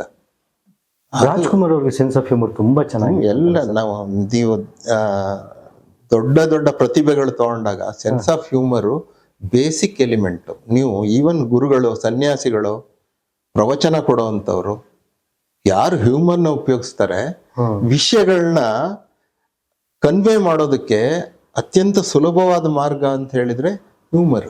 ನಿಮ್ಮ ವ್ಯಂಗ್ಯ ಚಿತ್ರಗಳಲ್ಲಿ ರಾಜ್ಕುಮಾರ್ ಅವರು ಎಷ್ಟು ಮಟ್ಟಿಗೆ ಬಂದು ಹೋಗಿದ್ದಾರೆ ನಂಗೆ ಗೊತ್ತಿಲ್ಲ, ಹೇಳ್ಬಹುದಾ ಅಂದ್ರೆ ಹೇಳಿ. ಅದಾದ್ಮೇಲೆ ಶಿವಮೊಗ್ಗ ಜಿಲ್ಲೆಯವರ ಬಂಗಾರಪ್ಪನವರು, ಅದಾದ್ಮೇಲೆ JH ಪಟೇಲ್, ಇವರಿಗೆಲ್ಲ ತುಂಬಾ ಹಾಸ್ಯ ಪ್ರವೃತ್ತಿ ಇತ್ತು ಅಂತ ಕೇಳ್ಪಟ್ಟಿದ್ದೀವಿ. ಸೊ ಇಲ್ಲಿ ವ್ಯಂಗ್ಯ ಚಿತ್ರಗಳಲ್ಲಿ ಅವ್ರು ಹೇಗೆ ಬಳಕೆ ಆದ್ರು ಸರ್? ಅಲ್ಲ, ಅವರ ಆಡಳಿತ ಸಮಯದಲ್ಲಿ ಬಂದಂತ ಅನೇಕ ವಿಷಯಗಳು ಆಯಾ ಸಂದರ್ಭಕ್ಕೆ ಪ್ರಸ್ತುತವಾಗಿರುವಂತದನ್ನ ನಾವು ವ್ಯಂಗ್ಯ ಚಿತ್ರಗಳಲ್ಲಿ ತರ್ತಾ ಇದ್ವಿ ಹೊರತು ಸ್ಪೆಸಿಫಿಕ್ ಆಗಿ ಆ ವ್ಯಕ್ತಿಗಳನ್ನ ನಾವ್ ಯಾವತ್ತೂ ಇದು ಮಾಡ್ತಿರ್ಲಿಲ್ಲ. ಈಗ ಅವರ ಹೇಳಿಕೆ ಒಂದಿದ್ರೆ ಆ ಹೇಳಿಕೆನ ಉಪಯೋಗಿಸ್ಕೊಂಡು ನಾವು ಇದು ಮಾಡ್ತಾ ಇದ್ವಿ. ಈಗ ವಾಜಪೇಯಿ ಇದ್ರು, ವಾಜಪೇಯಿ ಇರೋ ಟೈಮಲ್ಲಿ ಅದು ಸಮ್ಮಿಶ್ರ ಸರ್ಕಾರ, DMK ಹೆಚ್ಚು ADMK ಅವರ ಪ್ರಭಾವ ಜಾಸ್ತಿ ಇತ್ತು, ಜಯಲಲಿತಾ ಕಂಟ್ರೋಲ್ ಇತ್ತು, ನಿಯಂತ್ರಣ. ಗೊತ್ತಾಯ್ತಾ? ಇದಿಷ್ಟು ಹಿನ್ನೆಲೆ. ಅದಕ್ಕೆ ನೀವು ಹೇಗೆ ವ್ಯಂಗ್ಯ ಚಿತ್ರ ಮಾಡ್ತೀರಾ ಅಂದ್ರೆ, ಒಮ್ಮೆ ವಾಜಪೇಯಿ ಅವ್ರಿಗೆ ತುಂಬಾ ತಲೆನೋವು ಆಯ್ತಂತೆ. ಅವರು ರೂಮಲ್ಲಿ ಆ ಕಡೆ ಈ ಕಡೆ ಓಡಾಡ್ತಿದ್ದಾರೆ. ಅದ್ವಾನಿ ಅವ್ರು ಬರ್ತಾರಂತೆ, ಸರ್ ಏನಾಯ್ತು ಅಂದ್ರೆ ತುಂಬಾ ತಲೆನೋವ್ರು ಅಂದ್ರೆ, ಸರ್ ಒಂದ್ ಸ್ಯಾರಿಡಾನೋ ಆಸ್ಪ್ರೋವೋ ತಗೊಳ್ಳಿ ಸರಿ ಹೋಗುತ್ತೆ ಅಂದ್ರಂತೆ. ಅವೆರಡಲ್ಲಿ ಯಾವ್ದು ತಗೋಬೇಕು ಅಂತ ನಾನು ಜಯಲಲಿತಾ ಅವ್ರಿಗೆ ಕೇಳಿದೀನಿ, ಅವ್ರಿಂದ ಇನ್ನೂ ರಿಪ್ಲೈ ಬಂದಿಲ್ಲ ಅಂದ್ರಂತೆ. ಇದು ನಂದು ಒಂದು ಕಾರ್ಟೂನ್. ಇಲ್ಲಿ ನಾನು ಏನ್ ಹೇಳ್ತಿದ್ದೀನಿ ಅಂದ್ರೆ ದಿ ಎಕ್ಸ್ಟೆಂಟ್ ಆಫ್ ಕಂಟ್ರೋಲ್, ಅವ್ರು ಎಷ್ಟರ ಮಟ್ಟಿಗೆ ಹಿಡಿತದಲ್ಲಿ ಇಟ್ಕೊಂಡಿದ್ರು ಈ ಸರ್ಕಾರನ ಅಂತ ತೋರ್ಸೋದಕ್ಕೆ ವ್ಯಂಗ್ಯ ಚಿತ್ರಗಳಲ್ಲಿ ಏನು ಅಂತ ಹೇಳಿದ್ರೆ ನೀವು ಅದನ್ನ ಹಿಂಜಬೇಕು, ಎಕ್ಸ್ಟ್ರೀಮ್ ಇದರಲ್ಲಿ ಎಳಿಬೇಕು. ಹೌದಾ ಸರ್? ಗೊತ್ತಾಯ್ತಾ? ಪರಾಕಾಷ್ಠೆ ಅಲ್ಲಿಗೆ ನೀವು ಎಳ್ಕೊಂಡು ಹೋದಾಗ ನಿಮ್ಗೆ ಎಷ್ಟು ಮಟ್ಟಿಗಿದೆ ಶಕ್ತಿ, ಅದ್ರ ಮೇಲೆ ಒಬ್ಬ ವ್ಯಂಗ್ಯ ಚಿತ್ರಕಾರನ ಯಶಸ್ಸು ಹೋಗುತ್ತೆ. ಆರ್.ಕೆ. ಲಕ್ಷ್ಮಣ್ ಅವ್ರದ್ದು ಹೇಗಿತ್ತು ಸರ್? ಅವರೇ ಟಾಪ್. ಅವರ ಅಡಿ ಬರಹ ಏನಿದೆ ಅವ್ರದ್ದು ಅಷ್ಟು ಚೆನ್ನಾಗಿ ಅಡಿ ಬರಹ ಬರೆಯೋರ್ನ ನಾನು ಯಾವತ್ತೂ ನೋಡ್ಲಿಲ್ಲ. ಈಗ ನಾನು ನೆನಪಾಗತ್ತೆ ಸರ್ ಒಂದು ಈ ಬೇಕಷ್ಟಿದೆ ನೋಡಿ. ಅವರು ಒಂದು ವ್ಯಂಗ್ಯ ಚಿತ್ರದ ಅಡಿ ಬರಹ ಹೇಗಿರ್ಬೇಕಂದ್ರೆ ವಿಷಯವನ್ನ ಹೇಳ್ಬೇಕು, ಆದ್ರೆ ವಿಷಯದ ಪ್ರಸ್ತಾಪ ಮಾಡಬಾರ್ದು. ವಿಷಯವನ್ನ ಹೇಳ್ಬೇಕು, ಗೊತ್ತಾಗ್ಬೇಕದು, ವಿಷಯದ ಪ್ರಸ್ತಾಪ ಬರಬಾರ್ದು. ಉದಾಹರಣೆ, ನೀವು ಹೋಟ್ಲಿಗೆ ಹೋಗಿ ಒಂದ್ ಮಸಾಲೆ ದೋಸೆ ಕೊಡಿ ಅಂತೀರಾ, ಒಳಗಡೆ ಆಲೂಗಡ್ಡೆ ಪಲ್ಯ ಇರ್ಬೇಕು ನೀವೇನ್ ಹೇಳಲ್ಲ. ಮಸಾಲೆ ದೋಸೆ ಕೊಡಿ ಅಂದ್ರೆ ಅದು ಬರುತ್ತೆ. ಹಾಗೆ ನೋಡಿ, ಒಂದು ವ್ಯಂಗ್ಯ ಚಿತ್ರ ಆರ್.ಕೆ. ಲಕ್ಷ್ಮಣ್ ಅವ್ರದ್ದು ಬೇಕಷ್ಟಿದೆ. ಒಂದು ನೋಡಿ, ನೀವು ಆರ್.ಕೆ. ಲಕ್ಷ್ಮಣರ ವ್ಯಂಗ್ಯ ಚಿತ್ರದ ಬಗ್ಗೆ ಕೇಳಿದ್ರಿ, ಒಂದು ಉದಾಹರಣೆ ಕೊಡ್ತೇನೆ ನಾನು. ಕೆಲವೆಲ್ಲ ಕ್ಲಾಸಿಕ್ ಕಾರ್ಟೂನ್ಸ್ ಅಂತ ಹೇಳಿ, ಅದಕ್ಕೆ ಕಾಲದ ಮಿತಿಯೇ ಇರೋದಿಲ್ಲ. ಇನ್ನು 100 ವರ್ಷ ಬಿಟ್ಟು ನೀವು ನೋಡಿದ್ರು ಅದರ ಪ್ರಸ್ತುತತೆ ಹಾಗೇ ಇರುತ್ತೆ. ಒಂದು ಹೇಳ್ತೇನೆ ನಿಮ್ಗೆ, ಒಬ್ಬ ರಾಜಕಾರಣಿ ಒಂದು ದೊಡ್ಡ ಫೋಟೋ ಇರುತ್ತೆ ಗೋಡೆಯಲ್ಲಿ, ಕೆಳಗೆ ಹೀಗೆ ಬಗ್ಗಿ ಅಲ್ಲಿ ಏನ್ ಹೆಸರು ಬರೆದಿದ್ದಾರೆ ಅಂತ ನೋಡ್ತಿರ್ತಾನೆ. ಪಕ್ಕದಲ್ಲಿ ನಿಂತವನು ಹೇಳ್ತಾನೆ, sir it is Mahatma Gandhi ಅಂತ. ಅಲ್ಲಿರೋದು ಮಹಾತ್ಮ ಗಾಂಧಿ ಅವ್ರ ಫೋಟೋ. ಅವನು ಬಗ್ಗಿ ಹೆಸರೇನು ಅಂತ ನೋಡ್ತಿದ್ದಾನೆ. ಪಕ್ಕದಲ್ಲಿ ನಿಂತವನು, sir it is Mahatma Gandhi, ಹೆಸರು ಬೇಕೇ ಬೇಕೇ ನಿಮ್ಗೆ ಇಂತ ಒಂದು ವ್ಯಂಗ್ಯ ಚಿತ್ರ ನೀವು ಬರೆದ್ರೆ ಲೈಫ್ ಟೈಮ್ಗೆ ಸಾಕು. ಸುಮ್ಮನೆ ನಾವು 1000, 2000, 6000 ಬಂದಿದೆ ಅಂತ ನಂಬರ್ಗೆ, ಬಟ್ ಆ ಕ್ವಾಲಿಟಿ ಇದೆಯಲ್ಲ, ಆ ಒಂದು ಇದು, ಅದಕ್ಕೇನಂತ ಹೇಳಿದ್ರೆ ನೀವು ಕೆಲಸ ಮಾಡೋ ವಾತಾವರಣ ಕೂಡ ಇಂಪಾರ್ಟೆಂಟ್. ಅದೇ ನಿಮ್ಮ ವೃತ್ತಿ ಆದಾಗ ಹೆಚ್ಚು ನಿಮಗೆ ಸ್ಕೋಪ್ ಇರುತ್ತೆ. ನೀವೊಬ್ಬ ಸಂಗೀತಗಾರರು, ನಿಮ್ಗೆ ಆಕಾಶವಾಣಿಯಲ್ಲಿ ಕೆಲಸ ಸಿಗುತ್ತೆ ಅಂದ್ರೆ ಸಂಗೀತಗಾರನಾಗಿ, ವೃತ್ತಿ ಪ್ರವೃತ್ತಿ ಎರಡೂ ಒಂದೇ ಆದಾಗ ನಿಮ್ಮ ಬೆಳವಣಿಗೆ ಜಾಸ್ತಿ ಆಗುತ್ತೆ. ನಮ್ಮ ನಾಡಿಗವರು ಅಷ್ಟೇ ಎತ್ತರಕ್ಕೆ ಹೋಗ್ಬೋದಿತ್ತು, ಆದ್ರೆ ಅವರು ಇಲ್ಲಿ ಒಂದು ವೃತ್ತಿ ಮಾಡಿ ಜೀವನನ ನಿರ್ವಹಣೆನೂ ಮುಖ್ಯ, ಜೊತೆಗೆ ಇದು ಎರಡನ್ನೂ ಅವರು ಅದನ್ನೇ ಪ್ರೊಫೆಷನ್ ಆಗಿ ತಗೊಂಡ್ರು. ಇನ್ನೊಂದು ಉದಾಹರಣೆ ಕೊಡ್ತೀನಿ ನೋಡಿ. ಒಬ್ಬ ಕ್ರಿಕೆಟ್ ಬ್ಯಾಟ್ ಕೈಲಿ ಎತ್ತಿಟ್ಕೊಂಡು ಅಂಪೈರಿಗೆ ಹೊಡೆಯಕ್ ಹೋಗ್ತಿದ್ದಾನೆ ಪ್ಲೇಯರು. ಅಂಪೈರ್ ಈಗ ಆರಾಮ ನಿಂತಿದ್ದಾನೆ. Don't threaten me, you cannot hit anything with the bat ಅಂತ ಕೆಳಗಡೆ ಕ್ಯಾಪ್ಷನ್. ನಿನ್ಗೆ ಬ್ಯಾಟಲ್ಲಿ ಏನು ಹೊಡೆಯಕ್ಕಾಗಲ್ಲ ಅಂತ ಹೇಳಿ, ಅವನ್ ತಲೆ ಹೊಡೆಯಕ್ ಹೋಗ್ತೀಯಲ್ಲ, ಅದು ನಿನ್ ಕೈಲಿ ಏನು ಆಗಲ್ಲ ಅಂತ ಹೇಳಿ. ಅದ್ಭುತವಾದ ಅವರ ರನ್ ತಗೊಳಕ್ಕೆ ಆಗಲ್ಲ. ನೀನು ರನ್ ಅಂತಲ್ಲ, ಬ್ಯಾಟ್ ನಿನ್ ಕೈಲಿ ಇರೋದೇ ನೀ ಇದಿಲ್ಲ, ನಿನ್ಗೆ ಏನು ಹೊಡೆಯಕ್ಕಾಗಲ್ಲ ಅಂತ. ಫಿಟ್ ಬ್ಯಾಟ್ಸ್ಮನ್ ಅದು ಸರಿ, ಔಟ್ ಆಗಿರ್ತಾನಲ್ಲ, ಅವನಿಗೆ ಹೊಡೆಯಕ್ ಹೋಗ್ತಾನೆ ಅಂಪೈರ್ಗೆ, ಅವನ್ ಏನು ತಲೆನೇ ಬಿಸಿ ಮಾಡ್ಕೊಳಲ್ಲ. You cannot hit anything with the bat ಅಂತಾನೆ. ನಿನ್ ಕೆಪಾಸಿಟಿ ನಂಗೆ ಗೊತ್ತಿದೆ, ನೀನು ಅಷ್ಟಿದು ಅಂತ ಹೇಳಿ, ಯೋಗ್ಯತೆ ಗೊತ್ತಿಲ್ಲ ಇದು ಅಂತ ಅಂದ್ರೆ ಅವನು ಎಷ್ಟು ಮಟ್ಟಿಗೆ ಕಳಪೆ ಅನ್ನೋದನ್ನ ನೀವು ಅದು ಹೇಗೆ ಹೇಳೋದು, ಎಷ್ಟು ಸಂದರ್ಭಗಳಂತಂದು. ಅವ್ರು ಯಾವುದೋ ಒಂದು ಕ್ರಿಕೆಟ್ ಮ್ಯಾಚ್ ನೋಡ್ತಿರುವಾಗ ಯಾರೋ ಔಟ್ ಆಗಿರ್ತಾನೆ, ಅವನು ಸ್ವಲ್ಪ ಸಿಟ್ ಮಾಡ್ಕೊಂಡು ಬಂದಾಗ ಇದಷ್ಟು ಚಿತ್ರ ಅವರ ಕಣ್ಮುಂದೆ ಬರುತ್ತೆ. ಅದು ಒಂದಿದು. ಈಗ ನಾ ಏನೋ ಒಂದು ನೋಡ್ತೀನಿ ನ್ಯೂಸ್ ಐಟಮ್, ತಕ್ಷಣ ಇಡೀ ಪಿಕ್ಚರ್ ಕಣ್ಮುಂದ್ ಬಂದ್ಬಿಡುತ್ತೆ. ಅದನ್ನ ಹೇಗೆ ಪ್ರೆಸೆಂಟ್ ಮಾಡಬೇಕು ಅಂತ ಹೇಳಿ, ಆ ಪ್ರೆಸೆಂಟೇಶನ್ ಏನಿದೆ ಅದು ಕೂಡ ಬಹಳ ಮುಖ್ಯ. ಅದೇ ನೀವು 53 ವರ್ಷಗಳ ಏನು ವ್ಯಂಗ್ಯ ಚಿತ್ರ ಕ್ಷೇತ್ರದಲ್ಲಿ ಅನುಭವ ಸಾಧನೆ ಏನಂತಾರೆ, ಮತ್ತೆ ಏನು ಉತ್ತಮ ಪಡಿಸ್ಕೊಳ್ತಕ್ಕಂಥದ್ದು ಅದನ್ನೆಲ್ಲ ಹೇಳ್ತಾ ಇದ್ರಿ. ಆಮೇಲೆ ಕ್ಲಾಸಿಕ್ ಕಾರ್ಟೂನ್ಸ್ ಅಂತ ಹೇಳ್ತಾ ಇದ್ರಿ. ನಿಮ್ಮ 53 ವರ್ಷದ ಈ ಏನು ವ್ಯಂಗ್ಯ ಚಿತ್ರಗಳ ಈ ಬರವಣಿಗೆನಲ್ಲಿ ನಿಮ್ಮ ಬೆಳವಣಿಗೆ ಹೇಗೆ ಸರ್? ಮೊದಲನೇ ಚಿತ್ರದಿಂದ ಇಲ್ಲಿವರೆಗೂ ಆ ಗ್ರಾಫ್, ಯಾಕಂದ್ರೆ ನೀವು ಹೇಳಬೇಕು, ನೀವು ಯಾವುದು ನಮ್ಮ ಉದಯವಾಣಿ, ವಿಶ್ವವಾಣಿ, ಬೇರೆ ಬೇರೆ ಪತ್ರಿಕೆಗಳಲ್ಲೆಲ್ಲ ಬರೀತಾ ಇದ್ರಿ. ಸೊ ನಿಮ್ಮ ಗ್ರಾಫ್ ಮೊದಲನೇದಿಂದ ಇಲ್ಲಿವರೆಗೂ ಟಿಲ್ ನಾವು ನಾನು ಉದಾಹರಣೆ ಸಮೇತ ಸುಮಾರು SSLC ಇದ್ದಾಗಲೇ ಹಾ. ಹೆಚ್ಚು ಕಮ್ಮಿ ಪ್ರಾರಂಭ ಮಾಡಿದೆ. ಸರಿ. ಆಗಿನ ಕಾಲದಲ್ಲಿ ನೀವು 70s ಬಗ್ಗೆ ನಾ ಹೇಳ್ತಿರೋದು. ಆಗಿನ ಕಾಲದಲ್ಲಿ ಈ ತಾಂತ್ರಿಕ ಜ್ಞಾನ ಅಂತ ಒಂದಿರುತ್ತೆ. ಅವಾಗೆಲ್ಲ ಏನಂತ ಹೇಳಿದ್ರೆ ಇಂಡಿಯನ್ ಇಂಕ್ ಅಲ್ಲಿ ಒಂದು ವೈಟ್ ಬಾಂಡ್ ಪೇಪರ್ ಬರೆದು ಕೆಳಗಡೆ ಪೆನ್ಸಿಲ್ ಅಲ್ಲಿ ಕ್ಯಾಪ್ಷನ್ ಬರೆದು ಅಡಿಬರಹ ಬರೆದು ಪತ್ರಿಕೆಯವರಿಗೆ ಪೋಸ್ಟ್ ಮೂಲಕ ಕಳಿಸ್ಬೇಕು. ನಮಗೆ ಇಂಡಿಯನ್ ಇಂಕ್ ಉಪಯೋಗಿಸ್ಬೇಕು, ಇಂಥ ಪೇಪರ್ ಉಪಯೋಗಿಸ್ಬೇಕು, ಅದನ್ನ ಹೇಗೆ ಪೋಸ್ಟ್ ಮಾಡಬೇಕು, ಅವರ ಅಡ್ರೆಸ್ ಏನು, ಇವುಗಳು ಯಾವ ಇದು ಗೊತ್ತೇ ಅಂದ್ರೆ ನಾವು ಬೆಳೆದು ಬಂದ ವಾತಾವರಣದಲ್ಲಿ ಇಷ್ಟಕ್ಕೆಲ್ಲ ನಮಗೆ ಗೊತ್ತಾಗ್ತಿರ್ಲಿಲ್ಲ. ಹಾಗಾಗಿ ಈ ತಾಂತ್ರಿಕ ಸಮಸ್ಯೆಯಿಂದ ಲೇಟ್ ಆಯ್ತು. ಆಮೇಲೆ ಯಾರೋ ಸಿಕ್ಕರು ಹೀಗಿಬ್ಬಲ್ಲ ನೀವು ಹೀಗೆ ಬರಿಬೇಕು ಅಂತೆಲ್ಲ ಹೇಳಿದ್ರು. ಸ್ವಲ್ಪ ಎಲ್ಲ ಅವಾಗ ಏನಂದ್ರೆ ಇಂಡಿಯನ್ ಇಂಕಲ್ಲಿ ಈ ಶಾನ್ಭೋಗ್ರ ಪೆನ್ ಅಂತ ಬರೋದು, ಒಂದು ಬರೀ ನಿಬ್ಬು ತರ ಮುಂದೆ ಒಂದು ಲೇಖಣಿ ಅಂತಾರೆ ಅದಕ್ಕೆ. ಅದನ್ನ ಇಂಡಿಯನ್ ಇಂಕಿಗೆ ಅದ್ದಿ ಪೇಪರ್ ಮೇಲೆ ಬರಿಬೇಕು, ಬರೆದು ಅದನ್ನ ಕಳಿಸ್ಬೇಕು. ಅವರು ನಿಮ್ಗೆ ಗೊತ್ತಿರುತ್ತೆ ಈ ಬ್ಲಾಕ್ ಅಂತ ಮಾಡ್ಕೊಂಡ್ಬಿಟ್ಟು ಅದನ್ನ ಪ್ರಿಂಟಿಗೆ ಉಪಯೋಗಿಸೋರು, ವುಡನ್ ಬ್ಲಾಕ್. ಗೊತ್ತಾಯ್ತು. ಹಾಗಾಗಿ ನಮಗೆ ಈ ಬೇರೆ ಒಂದು ಕ್ವಾಲಿಟೀಸ್ಗಿಂತ ಈ ತಾಂತ್ರಿಕ ಇಶ್ಯೂ ಇಂದಾಗಿ ಇದಾಯ್ತು. ನನ್ನ ಮೊದಲನೇ ವ್ಯಂಗ್ಯಚಿತ್ರ ಪ್ರಕಟ ಆಗಿದ್ದು 73ನೇ ಇಸ್ವಿನಲ್ಲಿ. ನಿಮಗೆ ಗೊತ್ತಿರುತ್ತೆ ಅಳಿಕೆ ಅಂತಿದೆ ವಿಟ್ಲ ಅಲ್ಲಿ ಒಂದು ಸೇವಾಮೃತ ಅಂತ ಒಂದು ಮ್ಯಾಗಝೈನ್ ಬರ್ತಾ ಇತ್ತು. ಅವ್ರಿಗೆ ಕಳಿಸ್ದೆ ನಾನು. ಅವಾಗ ಮೊದಲನೇದು 73ರಲ್ಲಿ ಪ್ರಕಟ ಆಯ್ತು. ಆಮೇಲೆ ಸುಧಾ, ಮಯೂರ, ಆಮೇಲೆ ಪ್ರಜಾಮತ ಅಂತ ಬರೋದು ಅವಾಗ, ಆಯ್ತಾ. ಆಮೇಲೆ ತರಂಗ ಬಂದ ಮೇಲಂತೂ ನಮ್ಮದೇ ಇದು. ಮತ್ತೆ ನಾನು ಮಂಗಳೂರಲ್ಲಿ ಕೆಲಸ ಮಾಡುವಾಗ ಕರಾವಳಿ ಅಲೆ ಮತ್ತೆ ಜನಾಂತರಂಗ, ಕೆನರಾ ಟೈಮ್ಸ್, ಜಯಕಿರಣ, 3 ಪತ್ರಿಕೆಗೆ ಅದು ಒಂದೇ ಪಬ್ಲಿಷರ್ಸ್. 3 ಪತ್ರಿಕೆಗೆ ಪ್ರತಿದಿನ ವ್ಯಂಗ್ಯಚಿತ್ರ ಬರಿತಾ ಇದ್ದೆ 4 ವರ್ಷ. 4 ವರ್ಷ 3 ಪತ್ರಿಕೆಗಳಿಗೆ. ಅದು ಬೇರೆ ಬೇರೆ ಸಬ್ಜೆಕ್ಟ್, ಕರೆಂಟ್ ಸಬ್ಜೆಕ್ಟ್ಸೇ ಬೇರೆ ಬೇರೆ ವ್ಯಂಗ್ಯಚಿತ್ರಗಳು, ಅದನ್ನೇ ಇಂಗ್ಲೀಷಲ್ಲಿ ಮಾಡಿದ್ದಲ್ಲ, ಅದು ಥರ ಮಾಡ್ತಾ ಇತ್ತು 4 ವರ್ಷ. ಅದಾದ್ಮೇಲೆ ಕೂಡ ಈ ಬೇರೆ ಮ್ಯಾಗಝೈನ್ಸ್ಗಳು ಎಲ್ಲ ಕಡೆ ಬಂದಿದೆ. ಆಮೇಲೆ ಇಂಡಿಯನ್ ಇನ್ಸ್ಟಿಟ್ಯೂಟ್ ಆಫ್ ಇದು ಕಾರ್ಟೂನಿಸ್ಟ್ ಒಂದು ಇದೆ ನಮ್ಮ MG ರೋಡಲ್ಲಿ ಇದೆ, ಅಲ್ಲಿ ಒಂದು ಎಕ್ಸಿಬಿಷನ್ ಮಾಡಿದ್ದು. ಎಕ್ಸಿಬಿಷನ್ ಮುಂಚೆ ಅದೇ ಸರ್, ಈಗ ಎಕ್ಸಿಬಿಷನ್ ಬಗ್ಗೆ ನಿಮ್ಮ ಕಾರ್ಟೂನ್ಸ್ಗಳ ಬಗ್ಗೆ ಮಾತಾಡ್ತಾ ಹೋಗೋಣ. ಮೊದಲನೇ ಕಾರ್ಟೂನ್ ಬರೆದಾಗ ಯಾವ ಕಾನ್ಫಿಡೆನ್ಸ್ ಅಲ್ಲಿ ಬರೆದ್ರಿ? ಅಲ್ಲ, ಆಮೇಲೆ ನಿಮ್ ತಂದೆ ಬಗ್ಗೆ ಹೇಳ್ತಾ ಇದ್ರಿ, RK ಲಕ್ಷ್ಮಣ್ ಬಗ್ಗೆ ಒಂದೆರಡು ಮಾತು ಹೇಳಿದ್ರು, ಆಮೇಲೆ ನಾನು ಕಂಟಿನ್ಯೂ ಕೇಳ್ತಾ ಇದ್ದೆ ಅಂತ. ನಿಮ್ ತಂದೆ ಏನ್ ಮಾಡ್ತಾ ಇದ್ರು ನಂಗೆ ಗೊತ್ತಿಲ್ಲ. ನಮ್ಮ ತಂದೆಯವರು ಸ್ವಾತಂತ್ರ್ಯ ಹೋರಾಟಗಾರರು. ಆಗಿನ ಕಾಲದಲ್ಲಿ ಸ್ವಾತಂತ್ರ್ಯಕ್ಕೆ ಹೋರಾಡಿ ಜೈಲಿಗೆ ಹೋಗಿ ಅವರು ಸೆಂಟ್ರಲ್ ಕಾಲೇಜಲ್ಲಿ ಓದ್ತಿದ್ರಂತೆ. ಪುಸ್ತಕಗಳು ಬಿಸಾಡಿ ಗಾಂಧೀಜಿಯವರ ಕರೆ ಅಂತ ಹೇಳಿ.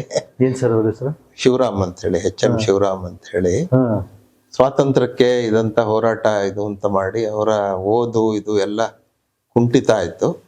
ಅಂದ್ರೆ ಸ್ವಾತಂತ್ರ್ಯಕ್ಕೆ ಹೋರಾಡಿದವರು. ಆ ನಂತರ ಅವರು ಬೇರೆ ಬೇರೆ ಕೆಲಸದಲ್ಲಿದ್ದು ಕಡೆಯಲ್ಲಿ ಒಂದು ಪ್ರಿಂಟಿಂಗ್ ಪ್ರೆಸ್ ಶಿವಮೊಗ್ಗಲ್ಲಿ ಇಟ್ಟಿದ್ರು. ಅದರಲ್ಲಿ ಒಂದಷ್ಟು ದಿವಸ ಆಯ್ತು. ಆಮೇಲೆ ಕ್ರಮೇಣ ಈ ಪ್ರಿಂಟಿಂಗ್ ಟೆಕ್ನಾಲಜಿಯೇ ಚೇಂಜ್ ಆಯ್ತು. ಆಫ್ಸೆಟ್ ಬಂತು, ಆಫ್ಸೆಟ್ ಅದು ಇದು ಒಂದು ಬಂತು. ನಮ್ದಿದ್ದು ಕೈ ಹ್ಯಾಂಡ್ ಇದು ಇದ್ರದ್ದು ಅದು ಇದು ಮಾಡಲ್ಲ. ಮತ್ತೆ ಅವರು ಸ್ವಲ್ಪ ಸಾಹಿತ್ಯ ಇದ್ರಲ್ಲೆಲ್ಲ ಇದ್ರು. ಮತ್ತೆ ಸಾಯಿಬಾಬಾ ಅವ್ರ ಭಕ್ತರಿದ್ರು. ಅಳಿಕೆ ಅಂದ ತಕ್ಷಣ ನಂಗೆ ನೆನಪಾಯ್ತು. ಇದು ಆಮೇಲೆ ಈ ಸಾಯಿಬಾಬಾ ಅವ್ರ ಬಗ್ಗೆ ಅನೇಕ ಪುಸ್ತಕಗಳನ್ನ ಅವರು ತೆಲುಗುಯಿಂದ ಕನ್ನಡಕ್ಕೆ ಮಾಡ್ತಾ ಇದ್ರು. ಎಲ್ಲಿ ಶಿವಮೊಗ್ಗ, ಎಲ್ಲಿಯ ಸಾಯಿಬಾಬಾ ಸರ್? ಅದೇನೋ ಅವ್ರಿಗೆ 60ನೇ ಅಂದ್ರೆ ಬಹಳ ಹಿಂದೆ 60ರಲ್ಲೇ ಅವರ ಪರಿಚಯ ಆಗಿ ಅವರ ಫಾಲೋವರ್ ಆಗಿದ್ದು. ಅವರು ಕಡೆವರೆಗೂ ಅವರ ಇದಾಗೆ ಇದ್ರು. ನೀವು ಸರ್? ನಾವು ಇದ್ವಿ.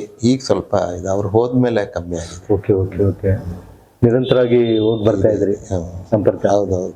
ಅವರು ಬಾಬಾ ಅವ್ರು ಹೋದ್ಮೇಲೆ ಆ ಇದು ಸ್ವಲ್ಪ ಕಮ್ಮಿ ಆಯ್ತು. ಸತ್ಯಬಾಬಾ ಸಾಯಿಬಾಬಾ ಅವ್ರ ಜೊತೆ ನಿಮ್ಮ ಆಧ್ಯಾತ್ಮಿಕ ಪಯಣ ಒಂದೆಷ್ಟು ವರ್ಷಗಳಂತ ನನ್ಗೆ ನೀವು ಹೇಳಿದ್ರೆ ಹೇಗೆ ನಡ್ಕೊಂಡು ಬಂತು? ಸಾಯಿಬಾಬಾ ಅಂದ್ರೆ ಏನು, ಅವ್ರ ಸ್ಪಿರಿಚುಯಾಲಿಟಿ ಏನು, ಅವ್ರ ಸೋಷಿಯಲ್ ವರ್ಕ್ ಏನು? ಅಲ್ಲ, ನಾನು ಅವ್ರನ್ನ ಬಹಳ ಹತ್ತಿರದಿಂದ ನೋಡಿದ್ದೀನಿ. ಬಹಳ ಹತ್ತಿರದಿಂದ ನಾನು ನೋಡಿದ್ದೀನಿ. ಆದ್ರೆ ಅವರ ಅನೇಕ ಒಂದು ಉಪದೇಶಗಳೆಲ್ಲ ಏನಿದೆ ಹೆಚ್ಚು ಅರ್ಥ ಆಗದೆ ಇರುವಂತ ಒಂದು ವಯಸ್ಸಲ್ಲಿಂದ ನಾವು ಬಂದವರು. ಬಟ್ ನೀನು ಒಳ್ಳೆಯವನಾಗಿರ್ಬೇಕು, ಸಜ್ಜನನಾಗಿರ್ಬೇಕು, ಎಲ್ರನ್ನು ಪ್ರೀತಿ ಮಾಡಬೇಕು, ಸತ್ಯವನ್ನೇ ಹೇಳಬೇಕು, ಆ ಥರದ್ದೆಲ್ಲ ನಮಗೆ ಇದು ಆ ಒಂದು ಇನ್ಫ್ಲೂಯೆನ್ಸ್ ಇದ್ದೇ ಇದೆ. ಅವರ ಒಂದು ಇನ್ಫ್ಲೂಯೆನ್ಸ್ ಇದೆ. ಮತ್ತೆ ನಾನು ನೋಡಿದ ಮಟ್ಟಿಗೆ ಅವರು ಏನೋ ಅಗಾಧವಾದ ಶಕ್ತಿ ಇದೆ. ಅಷ್ಟು ಸುಲಭಕ್ಕೆ ಅವರು ಕೋಟ್ಯಾಂತರ ಭಕ್ತರನ್ನ ಸಂಪಾದನೆ ಮಾಡೋದು ಅಂತಲ್ಲ. ಮತ್ತೆ ಬಹಳ ಹತ್ತಿರದಿಂದ ನೋಡಿದ್ದೀನಿ. ಅವರಿಂದ ತುಂಬಾ ಅನೇಕ ಪವಾಡಗಳು ಎಲ್ಲ ಆದದ್ದು ನನ್ಗೆ ಗೊತ್ತಿದೆ. ಅವ್ರ ಹತ್ರ ಮಾತಾಡಿದ್ದೀನಿ, ಹಾ ಮಾಡಿದ್ದೀನಿ. ಹ್ಮ್ ಗೊತ್ತಾಯ್ತಾ? ಆ ಒಂದು ಇನ್ಫ್ಲೂಯೆನ್ಸ್ ಇದ್ದೇ ಇದೆ ನನ್ನ ಮೇಲೆ, ಇದ್ದೇ ಇದೆ. ಚಿಕ್ಕ ವಯಸ್ಸಲ್ಲಿ ತುಂಬಾ ಇತ್ತದು. ಮತ್ತೆ ನಾವು ಭಜನೆ ಇದ್ರಲ್ಲೆಲ್ಲ ಇರ್ತಾ ಇದ್ವಿ. ನಾವು ಸತ್ಸಂಗಗಳೆಲ್ಲ ಇಲ್ವಲ್ಲ? ಸಂಘಗಳಲ್ಲಿ ಬೆಳಿಗ್ಗೆ ಹೊತ್ತು ರಸ್ತೆಗಳಲ್ಲಿ ಭಜನೆ ಮಾಡ್ಕೊಂಡು ಹೋಗೋದು, ಆ ಥರದ್ರಲ್ಲೆಲ್ಲ ಇದ್ವಿ ನಾವು. ಈಗ ಆ ನಂತರ ಈಗ ಹೇಗಿದೆ ಸರ್ ಅಲ್ಲಿ ಸತ್ಯಸಾಯಿ ಸೆಂಟರ್? ಈಗಲೂ ತುಂಬಾ ಇದೆ. ಇದು 100ನೇ ವರ್ಷ ಈಗ. ಅವರು 1926ರಲ್ಲಿ ಹುಟ್ಟಿದ್ದು. ಅವ್ರನ್ನ 100ನೇ ವರ್ಷದ ಇವಾಗ ತುಂಬಾ ಇದಾಗಿ ಸಂಭ್ರಮದಿಂದ ಕಾರ್ಯಕ್ರಮಗಳು ಪ್ರತಿದಿನ ನಡೀತಾ ಇದೆ ಅಂತ. ನೀವು ಹೋಗ್ತೀರಿ ಮತ್ತೆ? ಹೋಗ್ಬೇಕು, ಆಗ್ತಾ ಇಲ್ಲ. ಹೋಗ್ಬೇಕು. ಅದು ಅಲ್ಲಿ ಉಳ್ಕೊಳಕ್ ಹೇಗಿದೆ ವ್ಯವಸ್ಥೆ ಏನು ಗೊತ್ತಾಗಿಲ್ಲ. ಅದು ತಿಳ್ಕೊಂಡು ಹೋಗ್ಬೇಕು ಅಂತ. ಹೌದು. ಏನು ಇವಾಗ ಆ ನಂತರದಲ್ಲಿ ಅವರು ಇದ್ದಾಗ ನೀವು ಹೇಳ್ದಂಗೆ ಇಡೀ ಜಗತ್ತಿನಾದ್ಯಂತ ಶಿಷ್ಯ ಸಂಕುಲ ಇತ್ತು ಅವ್ರಿಗೆ. ಪವಾಡಗಳು, ಸಮಾಜ ಸೇವೆ, ಆಸ್ಪತ್ರೆಗಳು, ಕುಡಿಯುವ ನೀರು, ಗ್ರಾಮೀಣಾಭಿವೃದ್ಧಿ ಅವೆಲ್ಲ ಮಾಡ್ಕೊಂಡು ಬಂದಿದ್ದಾರೆ. ಆ ನಂತರದಲ್ಲಿ ಈ ಚಟುವಟಿಕೆಗಳೆಲ್ಲ ಯಾವ ಚಟುವಟಿಕೆಗಳು ಇದೆ, ನಮ್ಮ ಗಮನಕ್ಕೆ ಬರೋಷ್ಟು ಇಲ್ಲ. ಮತ್ತೆ ಹೆಚ್ಚು ಪ್ರಚಾರ ಈಗಿಲ್ಲ ನನಗೆ ಹಾಗೆ. ಈಗ ನೋಡಿ, ಅಲ್ಲಿ ಪ್ರತಿ ತಿಂಗಳು ಒಂದಷ್ಟು ಜನಗಳು ಹೋಗಿ ಸರ್ವಿಸ್ ಅಂತ ಮಾಡ್ತಾರೆ, ಬರೋರು ಇದ್ದಾರೆ. ಆದ್ರೆ ಆ ಊರು ಮೊದಲಷ್ಟು ವೇಗವಾಗಿ ಬೆಳೀತಾ ಇಲ್ಲ, ಈಗ ಕಮ್ಮಿ ಆಯ್ತು. ಅಲ್ಲಿ ರಿಯಲ್ ಎಸ್ಟೇಟ್ ಇಂದ ಹಿಡಿದು ಎಲ್ಲವುದು ತುಂಬಾ ಡೆವಲಪ್ ಆಗಿತ್ತು. ಅವರು ಸಾಯಿಬಾಬಾ ಅವರು ಆ ಟೈಮಲ್ಲಿ ನಮ್ಮ ದೇಶದ ಅತಿ ಹೆಚ್ಚು ಫಾರಿನ್ ಎಕ್ಸ್ಚೇಂಜ್ ಅರ್ನರ್ ಅವರು. ಅಷ್ಟು ನಾನು ಅಲ್ಲಿ ಫಾರಿನರ್ಸ್ ಅವರ ಭಕ್ತಿ, ಅವರ ಇನ್ವಾಲ್ವ್ಮೆಂಟ್ ನೋಡಿ ನನಗೆ ದಂಗಾಗ್ಬಿಡೋದು. ಬೆಳಿಗ್ಗೆ 4 ಗಂಟೆಗೆ ಎದ್ದ ಮುಂದೆ ಕೂತಿರೋರು, ಅವ್ರ ದರ್ಶನಕ್ಕೆ ಹೋಗೋ ಇದರಲ್ಲಿ ಅಲ್ಲೇ ಆ ಪಕ್ಕದ ಲೈನಲ್ಲೇ ಬೆಳಿಗ್ಗೆನೆ ಕೂತಿರೋರು, ಏನೋ ಒಂದು ಚಾಂಟಿಂಗ್ ಮಾಡ್ತಾ, ಪುಸ್ತಕ ಓದ್ತಾ. ಆ ಒಂದು ಇದು ಆಶ್ಚರ್ಯ. ಅಂದ್ರೆ ಅಷ್ಟು ಸುಲಭವಾಗಿ ಯಾರನ್ನು ನಾವು ಹತ್ತಿರಕ್ಕೆ ಕರ್ಕೊಳಕ್ ಆಗಲ್ಲ ಅಂತ ಒಂದು ಇಂಟೆನ್ಸಿಟಿ ಆ ಇದರಲ್ಲಿ ಇತ್ತು. ಈಗ ಅಂದ್ರೆ ಅದು ಅವರ ಪ್ರೆಸೆನ್ಸ್ ಇಲ್ಲದ್ರಿಂದ, ಬಟ್ ಎಲ್ಲ ಕಡೆ ಆಕ್ಟಿವಿಟೀಸ್ ವರ್ಲ್ಡ್ ವೈಡ್ ನಡೀತಾ ಇದೆ, ಬಟ್ ಮೊದಲಷ್ಟು ತೀವ್ರತೆ ಇಲ್ಲ. ಹೌದು ಸರ್. ಈಗ ನಾವು ಮಠಗಳಲ್ಲಿ ಉತ್ತರಾಧಿಕಾರಿಗಳನ್ನ ನೇಮಕ ಮಾಡ್ತಾರೆ, ಚರ್ಚ್ಗಳಲ್ಲಿ ಫಾದರ್ ಹೋದ್ಮೇಲೆ ಇನ್ನೊಬ್ರು ಬ್ರದರ್ ಅವ್ರನ್ನೇನೋ ಮಾಡ್ಕೊಳ್ತಾರೆ, ಅಥವಾ ಮಸೀದಿಗಳಲ್ಲಿ ಅವರು ಬೇರೆ ಬೇರೆ ಪರಂಪರೆ ಬೆಳೀತಾ ಹೋಗ್ತಿರುತ್ತೆ. ಇಂಥ ಆಧ್ಯಾತ್ಮಿಕ ಕೇಂದ್ರಗಳಲ್ಲಿ, ಸ್ಪಿರಿಚುವಲ್ ಸೆಂಟರ್ಗಳಲ್ಲಿ, ಮಲ್ಲಾಡಿಹಳ್ಳಿ ಆಗ್ಬೋದು ಅಥವಾ ಸತ್ಯಸಾಯಿ ಸೆಂಟರ್ ಆಗ್ಬೋದು, ಇಂಥ ಕಡೆಗಳಲ್ಲೆಲ್ಲ ಉತ್ತರಾಧಿಕಾರತ್ವ, ಮುಂದಿನ ಪೀಳಿಗೆ ಅವರ ಶಿಷ್ಯತ್ವ, ಈ ಪರಂಪರೆ ಬೆಳೆಯಕ್ ಸಾಧ್ಯ ಇಲ್ವಾ? ಅಲ್ಲ, ಅದು ಮಠ ಮಾನ್ಯಗಳೆಲ್ಲ ಬೇರೆ. ಸಾಯಿಬಾಬಾ ಅವ್ರನ್ನ ಅವರ ಭಕ್ತರು ನೋಡೋದು ಅವರೊಂದು ಅವತಾರ ಅಂತ ಹೇಳಿ. ಅವತಾರ ಅಂದ್ರೆ ಇನ್ನೊಬ್ರು ಅದನ್ನ ಪಾಸಾನ್ ಅಂತ ಮಾಡೋದಕ್ಕಾಗಲ್ಲ. ಅವ್ರ ಇದ್ರಲ್ಲಿ ಅವ್ರು ಇನ್ನೊಂದು ಜನ್ಮದಲ್ಲಿ ಬರ್ತಾರೆ ಅಂತ ಅದೇನೋ ಅವ್ರು ಹೇಳಿದ್ದಾರೆ ಇದು ಅಂತೆಲ್ಲ ಇದೆ. ಅದು ಅವರು ಶಿರ್ಡಿ ಬಾಬಾ ಅವ್ರ ನಂತರ ಇವ್ರು ಬಂದವರು ಅಂತ ಎಲ್ಲ ಇದೆ. ಬಟ್ ಅವರು ಮೊದ್ಲಿಂದನೂ ನೀವು ಬೇರೆ ಧಾರ್ಮಿಕ ಸಂಸ್ಥೆಗಳಿಗೂ ಪುಟ್ಪರ್ತಿಗೂ ಬಹಳ ವ್ಯತ್ಯಾಸಗಳನ್ನು ನೀವು ನೋಡ್ಬೋದು. ಅಲ್ಲಿ ಯಾವ ಡೊನೇಷನ್ಸ್ ತಗೋತಿರ್ಲಿಲ್ಲ, ಯಾವ ಇದು ಜನಗಳು ಬಂದು ಅಷ್ಟು ಇದು ಮಾಡೋರು, ಕಟ್ಟುಬಿಟ್ಟು. ಆಮೇಲೆ ಕೆಲವರೆಲ್ಲ ಇದು ನೋಡಿ, ಆಸ್ಪತ್ರೆಯಲ್ಲಿ ಅಷ್ಟು ಒಳ್ಳೆಯ ಸರ್ವಿಸ್ ಈಗ ಅಲ್ಲ, ಇಲ್ಲಿ ಸತ್ಯಸಾಯಿ ವೈಟ್ ಫೀಲ್ಡ್ ಅಲ್ಲಿ ತುಂಬಾ ಜನ ಅಲ್ಲಿ ಹೋಗಿ ಸೇವೆ ಅಂತ ಮಾಡ್ತಾರೆ, ವಾಲಂಟಿಯರ್ ಆಗಿ. ಡಾಕ್ಟರ್ಸ್ಗಳು, ನರ್ಸ್ಗಳು, ಆಮೇಲೆ ಫ್ರೀ ಆಗಿ ಚಿಕಿತ್ಸೆ ಕೊಡ್ತಾರೆ. ಥ್ರೂಔಟ್ ದ ವರ್ಲ್ಡ್ ಡಾಕ್ಟರ್ಸ್ ಬರ್ತಾರೆ. ಅವರು ಮೊದಲೇ ಅಪ್ಲೈ ಮಾಡಿ ವರ್ಷಗಟ್ಟಲೆ ಕಾಯ್ಬೇಕಂತ ಅವ್ರ ಟರ್ನ್ ಬರೋ ಹೊತ್ತಿಗೆ. ಅಂದ್ರೆ ಏನೋ ಒಂದು ಮಹಾನ್ ಶಕ್ತಿ ಇದೆ, ಅದು ಇವತ್ತು ನಡ್ಸ್ಕೊಂಡು ಹೋಗುತ್ತೆ. ಅವ್ರದ್ದು ಮುಖ್ಯ ಏನಂತ ಹೇಳಿದ್ರೆ ಸೇವೆ. ಅವರ ಟ್ರಸ್ಟ್ ಕೊಟ್ಟಿದ್ದು ಸೇವೆಯ ಬಗ್ಗೆ, ಅದನ್ನ ಮಾಡಬೇಕು ಅಂತ ಹೇಳಿ ಇದೆ, ನಡೀತಾ ಇದೆ. ಅದೇ ನೀವು ಹೇಳಿದ ತಕ್ಷಣ ಶಿರ್ಡಿ ಅಂದ ತಕ್ಷಣ ನೆನಪಾಯ್ತು. ಶಿರ್ಡಿ ಸಾಯಿಬಾಬಾ ನಂತರದಲ್ಲಿ ಅವ್ರ ಶಿಷ್ಯ ಪರಂಪರೆ ಇಲ್ಲ. ಸೊ ಈಗ ದೇವಸ್ಥಾನವಾಗಿ ಅದು ನೀವೇ ಹೇಳ್ದಂಗೆ ಕೋಟ್ಯಾಂತರ ಜನ ಹೋಗಿ ಬಂದು ಮಾಡ್ತಿದ್ದಾರೆ, ನಡ್ಕೊಳ್ತಿದ್ದಾರೆ, ಭಕ್ತಿ ಬದುಕ್ತಿದ್ದಾರೆ. ಇದು ಕೂಡ ಹಾಗೇನೆ, ಸತ್ಯಸಾಯಿ ಸೆಂಟರ್ ಕೂಡ ಹಾಗೇನೆ. ಬುದ್ಧನ ಅನುಯಾಯಿಗಳು, ಬುದ್ಧ, ಆನಂದ ಮತ್ತೊಬ್ರು ಮಗದೊಬ್ಬರಿಗೆ ಬೆಳೀತಾ ಬಂದ್ರು. ಸೊ ಅವ್ರದ್ದು ಇವಾಗ ಏನಾಗಿದೆ, ಬುದ್ಧ ಇಟ್ಕೊಂಡು ಪರಂಪರೆ ಇದೆ. ಇದೆ. ಆ ತರದ್ದು ಸಾಯಿ ಪರಂಪರೆ ಆ ತರದ್ದು ಏನಾದ್ರು ಇರುತ್ತಾ? ಅವರು ಒಬ್ರೇ ಅದೇ ಅನ್ನೋದೇ ಆಗ್ಬಿಡುತ್ತೆ, ದೇವತಾ ಸ್ವರೂಪನೇ ನೀವು ಹೇಳಿದ್ರಿ. ದೇವರಾಗೆ ಗರ್ಭಗುಡಿನಲ್ಲೇ ಇದ್ಬಿಡ್ತಾರ, ಬೇರೆ ಕೆಲಸಗಳು ಮಾಡಿಸ್ತಾ ಹೋಗ್ತಾರ ಅಂತ? ಅಲ್ಲ, ಅಂದ್ರೆ ಅವರು ನನ್ನನ್ನೇ ಆರಾಧನೆ ಮಾಡು, ನನ್ನೇ ಇದ್ ಮಾಡು ಅಂತ ಅವ್ರು ಯಾವತ್ತೂ ಹೇಳಿಲ್ಲ. ಒಟ್ಟಾರೆ ನಿನಗೆ ಯಾವ್ದು ಇಷ್ಟವೋ ಆ ದೇವ್ರನ್ನ ನೀನ್ ಪೂಜೆ ಮಾಡು, ನಿನಗಿಷ್ಟವಾದ. ನೋಡಿ, ಅವರಲ್ಲಿ ನೀವು ಮುಸ್ಲಿಮ್ಸ್ ನಾನು ನೋಡಿದ್ದೀನಿ ಬಂದು ಭಜನೆ ಮಾಡೋದನ್ನ, ಅಲ್ಲಿ ಅರಬ್ ಕಂಟ್ರೀಸ್ ಇಂದೆಲ್ಲ ಬಂದಿರೋರು, ಬುರ್ಕ ಹಾಕೊಂಡವರು ಭಜನೆಗಳು ಮಾಡೋರು. ಅಲ್ಲಿಯ ಒಂದು ವೈಶಿಷ್ಟ್ಯತೆ ಏನಂತ ಹೇಳಿದ್ರೆ ಸರ್ವಧರ್ಮ ಸಮನ್ವಯತೆ ಅಂತ ನಾವು ಏನ್ ಕರಿತೀವಿ, ಅಲ್ಲಿ ಇಂಥ ಧರ್ಮ, ಇಂಥ ಜಾತಿ, ಇಂಥ ಇದು ಅಂತಿಲ್ಲ. ಅದೆಲ್ಲವನ್ನ ದಾಟಿ ಹೋದಂತಹ ಒಂದು ತತ್ವಗಳನ್ನ ಅವರು ಪ್ರಸ್ತುತಪಡಿಸಿದ್ರು. ಎಲ್ರನ್ನೂ ಪ್ರೀತಿಸು, ಎಲ್ರನ್ನೂ ಚೆನ್ನಾಗಿ ಇದ್ ಮಾಡ್ಕೋ, ಸಜ್ಜನನಾಗಿ ಬದುಕು ಅನ್ನೋ ಒಂದು ಇದು. ನೋಡಿ, ಅವರ ಎಷ್ಟೋ ಶಿಷ್ಯರುಗಳು ಎಲ್ಲ ಎಷ್ಟೋ ಕಡೆ ಕೆಲಸ ಮಾಡ್ತಾರೆ, ಆಯ್ತಾ. ಆನೆಸ್ಟಿ ಅನ್ನೋದು ಅವರಲ್ಲಿದೆ. ಅದು ಯಾಕೆ ಅಂತ ಹೇಳಿದ್ರೆ ಅವರ ಅನುಯಾಯಿಗಳಾಗಿ ಅದನ್ನ ಅವ್ರ ಜೀವನದಲ್ಲಿ ಅಳವಡಿಸ್ಕೊಂಡಿದ್ದಾರೆ. ಆ ಥರ ಅನೇಕ ವಿಷಯಗಳಲ್ಲಿ ಬೇರೆಯವ್ರಿಗೆ ಸೇವೆ ಮಾಡೋದಿರ್ಬೋದು. ಆಮೇಲೆ ಈಗ ಅಲ್ಲಲ್ಲೇ ಭಜನಾ ಮಂದಿರಗಳು ಇವು ಎಲ್ಲ ಇರುತ್ತೆ, ಅಲ್ಲಿಯ ಕಾರ್ಯಚಟುವಟಿಕೆಗಳು, ಬಡವರಿಗೆ ಸಹಾಯ ಮಾಡುವಂಥದ್ದು, ಅವರ ಬರ್ತ್ಡೇ ದಿವಸ ಒಂದಷ್ಟು ಸೇವಾ ಕಾರ್ಯಗಳು, ಈ ಥರದ್ದೆಲ್ಲ ನಡೀತಾನೆ ಇದೆ. ನೋಡಿ ಸರ್, ನೋಡಿ, ನೀವು ಸೆನ್ಸ್ ಆಫ್ ಹ್ಯೂಮರ್ ಬಗ್ಗೆ ಮಾತಾಡ್ತಾ ಇದ್ವಿ. ಕಾಮಿಡಿ ಪಾರ್ಕ್ ಅಲ್ಲಿ 3 ಸುತ್ತು ಹೊಡೆದ್ ಬಿಟ್ರಿ ಯಾವ್ದೋ ಹೆಣ್ಣಿನ ಜೊತೆಲಿ ಮದುವೆ ಅಂದ್ರಿ. ನೋಡಿ, ಅಲ್ಲಿಂದ ಇಷ್ಟು ಗಂಭೀರವಾದ ವಿಷಯ, ಅಧ್ಯಾತ್ಮಕ್ಕೂ ಕೂಡ ನಿಮ್ನ ವಿಸ್ತಾರ ಇದೆಯಲ್ಲ ಸರ್, ಅದ್ರ ಬಗ್ಗೆ. ಇಲ್ಲ, ನನ್ಗೆ ಎಲ್ಲಾ ವಿಷಯಗಳಲ್ಲೂ ಲೋಕಜ್ಞಾನ ಸ್ವಲ್ಪ ಕಮ್ಮಿ ಅಂತ, ಕಾಮನ್ ಸೆನ್ಸ್ ಕಮ್ಮಿ ಅಂತ ಇರ್ಬೋದು. ಬಟ್ ಯಾವುದೇ ವಿಷಯ ತಗೊಂಡ್ರು ಅದರಲ್ಲಿ ಸ್ವಲ್ಪ ಅಗಾಧತೆ, ಅಂದ್ರೆ ನಿಮ್ಮ ಹತ್ರ ಕೂತ್ ಮಾತಾಡೋಷ್ಟು ಒಂದು ಮೆಟೀರಿಯಲ್ ನಾನು ಸಂಗ್ರಹ ಮಾಡಬೇಕು ಅಂತ. ಈಗಲೂ ಕೂಡ ನಾನು ಯೂಟ್ಯೂಬ್ ಅಲ್ಲಿ ಟೆಡ್ ಟಾಕ್ಸ್ ಅಂತ ಬರುತ್ತೆ, ಒಳ್ಳೊಳ್ಳೆ ಸಬ್ಜೆಕ್ಟ್ಸ್ ಬರುತ್ತೆ. ಒಂದು ವಿಷಯನ ಅವರು 30 ವರ್ಷ ರಿಸರ್ಚ್ ಮಾಡಿರ್ತಾರೆ. ಅವನ್ ಏನ್ ಕಲಿತೆ 30 ವರ್ಷದ ರಿಸರ್ಚ್ ಅಲ್ಲಿ ಅಂತ ನಿಮಗೆ 20 ನಿಮಿಷದಲ್ಲಿ ಹೇಳ್ತಾನೆ. ಅದು ನಮಗ್ ಸಿಕ್ಕಿರೋ ಒಂದು ಪುಣ್ಯ ಅಲ್ವಾ. ಯಾರೋ ಒಬ್ಬ ಅವನು ಅಷ್ಟು ಹಗಲು ರಾತ್ರಿ ದುಡಿದು ಏನೋ ಒಂದು ಕಂಡ್ಕೊಂಡಿರ್ತಾನೆ, ಅದನ್ನ ನಿಮ್ ಮುಂದೆ ಪ್ರಸ್ತುತ ಪಡಿಸ್ತಾನೆ. ಅವನ ಏನ್ ಮಾಡ್ತೇವೆ, ಅದನ್ನೆಲ್ಲ ತಿಳ್ಕೊಂಡು ಅದನ್ನ ನೋಟ್ ಮಾಡ್ಕೊಂಡು ಅದನ್ನ ಅನಲೈಸ್ ಮಾಡಿ ನಮ್ಮ ಇದ್ರೊಳಗೆ ಎಷ್ಟು ಮಟ್ಟಿಗೆ ಅದನ್ನ ಅಳವಡಿಸ್ಕೋಬಹುದು ಅನ್ನೋದು ಮುಖ್ಯ. ನೋಡಿ, ಎಷ್ಟೋ ಟೈಮು ನನ್ಗನ್ಸುತ್ತೆ, ನಂಗೆ ಇಷ್ಟು ವಯಸ್ಸಾಯ್ತು ಆದ್ರೂ ಈ ವಿಷಯ ಗೊತ್ತಿರ್ಲಿಲ್ವಲ್ಲ ಅಂತ.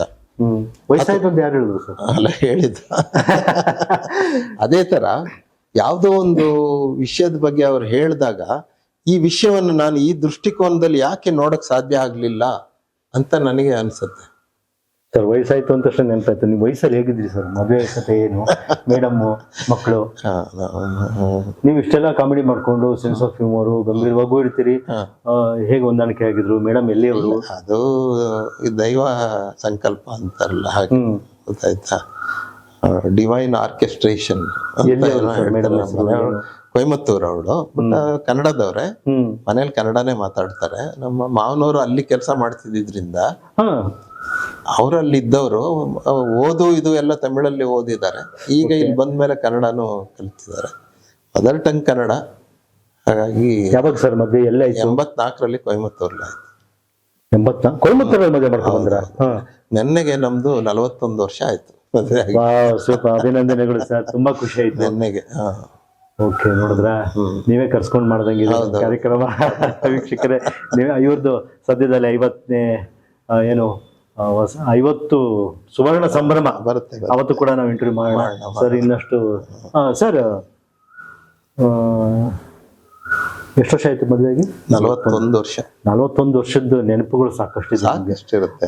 ಮೇಡಮ್ಗೂ ನಿಮ್ ಬಗ್ಗೆ ಸಾಕಷ್ಟು ನೆನಪು ಇರುತ್ತೆ, ನಿಮ್ಗೂ ಇದೆ. ನೀವು ಅವ್ರನ್ನ ಮೊದಲನೇ ಸಲ ಭೇಟಿ ಮಾಡಿ ಹೇಗೆ ಹೋಲಿಸ್ಕೊಂಡ್ರಿ ಸರ್? ಅದು ದೈವ ಸಂಕಲ್ಪ ಅಂತ ಹೇಳಿ. ಅವಳು ನನ್ನ ಸರಿಯಾಗಿ ನೋಡ್ಲಿಲ್ಲ. ಯಾರು? ನಮ್ಮ ಮನೆಯವಳು ಬಂದಾಗ ಅವ್ರು ನಿಮ್ಮನ್ನ ನೋಡ್ಲಿಲ್ಲ. ಹಾಗಾಗಿ ಕ್ಲಿಕ್ ಆಯ್ತದು. ನೀವು ನೋಡಿದ್ರಿ? ನಾನು ನೋಡಿದ್ದೆ. ಆಮೇಲೆ ನಿಮ್ಮನ್ನ ಕಾರ್ಟೂನಿಸ್ಟ್ ಅಂತ ಗೊತ್ತಾದ್ಮೇಲೆ ಆಮೇಲೆ ಹಾಗಾಗಿ ಹೇಗ್ ತಗೊಂಡ್ರು ಅದನ್ನ ಅವರು? ಅಂತ ಸ್ವಭಾವ ನಮ್ಗೆ ಗೊತ್ತಿಲ್ಲ ಮೇಡಮ್ದು. ಅಲ್ಲ ಅಲ್ಲ, ಅದು ಕಾರ್ಟೂನ್ಸ್ ಬಗ್ಗೆ ಅವ್ರಿಗೆ ಹೆಮ್ಮೆ ಇದೆ. ಇತ್ತು. ಹಾ. ಆಮೇಲೆ ನಮ್ ಜೊತೆಗೆ ಇದ್ದಾಗ ನಮ್ದು ಅವಾಗ ಮುಂದೆ ಹೋಗ್ತಾ ಇದ್ದ ಕಾಲ ಅಲ್ಲ ಅದು, 84 ಅಂತ ಹೇಳಿದ್ರೆ ನಾವು ಆಗ್ಲಿ ಒಂದೊಂದೇ ಬರೀತಿದ್ರಿ. ಉತ್ತುಂಗದಲ್ಲಿ ಇದ್ದಂತ ಸ್ಥಿತಿ. ಅವಾಗ ಜೊತೆಗೆ ಇದ್ವಲ್ಲ ನಾವು, ಹಾಗಾಗಿ ಚೆನ್ನಾಗೆ ಪರಿಚಯ ಇದೆ. ಪ್ರೇರಣೆ ಅವ್ರದ್ದು ಪ್ರೇರಣೆ ಚಿತ್ರಗಳಿಗೆ? ಪ್ರೇರಣೆ ಮೂಕ ಪ್ರೇರಣೆ ಅಂತ ಹೇಳಿ. ಅಲ್ಲ, ನಿಮ್ಮಲ್ಲಿ ಹೆಣ್ಮಕ್ಳೆಲ್ಲ ಬರ್ತಾರಲ್ಲ ಸರ್, ಅವ್ರೇನಾ ಬೇರೆಯವರ? ಎದುರ್ಕೋಬೇಡಿ ಸರ್, ಅಲ್ಲ, ನೀವು ಮ್ಯಾನೇಜ್ ಮಾಡ್ಬಿಡ್ತೀರಾ ವ್ಯಂಗ್ಯ ಚಿತ್ರಕಾರ. ಮನೆಯೊಳಗೆ ಹೇಳ್ತಿರ್ತೀನಿ, ಸ್ಮಾರ್ಟ್ ಆಗಿರೋದ್ರಿಂದ ಕಾರ್ಟೂನಿಸ್ಟಿಗೆ ಏನು ಹೆಲ್ಪ್ ಆಗಲ್ಲ ಅಂತ. ಅವ್ರ ಚಿತ್ರ ಬರೆಯಕ್ಕೆ ಆ ತರದವರೇ ಬೇಕು ಅಂತ ಹೇಳಿ ಅದು ಒಂದು ಕಾರ್ಟೂನ್ ಮಾಡಿದೀನಿ ನಾನು. ಅಂದ್ರೆ ಅವಳು ನೋಡಕ್ಕೆ ಒಂದ್ ಇದಾಗಿರ್ತಾಳೆ, ಇವನ್ನ ಕೇಳ್ತಾರೆ ನೀವು ಮೋಸ್ಟ್ಲಿ ಕಾರ್ಟೂನ್ ಇಷ್ಟ ಅಲ್ವಾ ಅಂತ. ಅಂದ್ರೆ ಅವನಿಗೆ ಇವರು ಸುಂದರವಾಗಿ ಕಾಣ್ತಾರೆ ಅಂತ. ನೋಡಿದ್ರ ಸರ್, ಕೊನೆಗೂ ನಿಮ್ಗೆ ನೀವೇ ತಡ್ಕೊಂಡ್ಬಿಟ್ರಿ.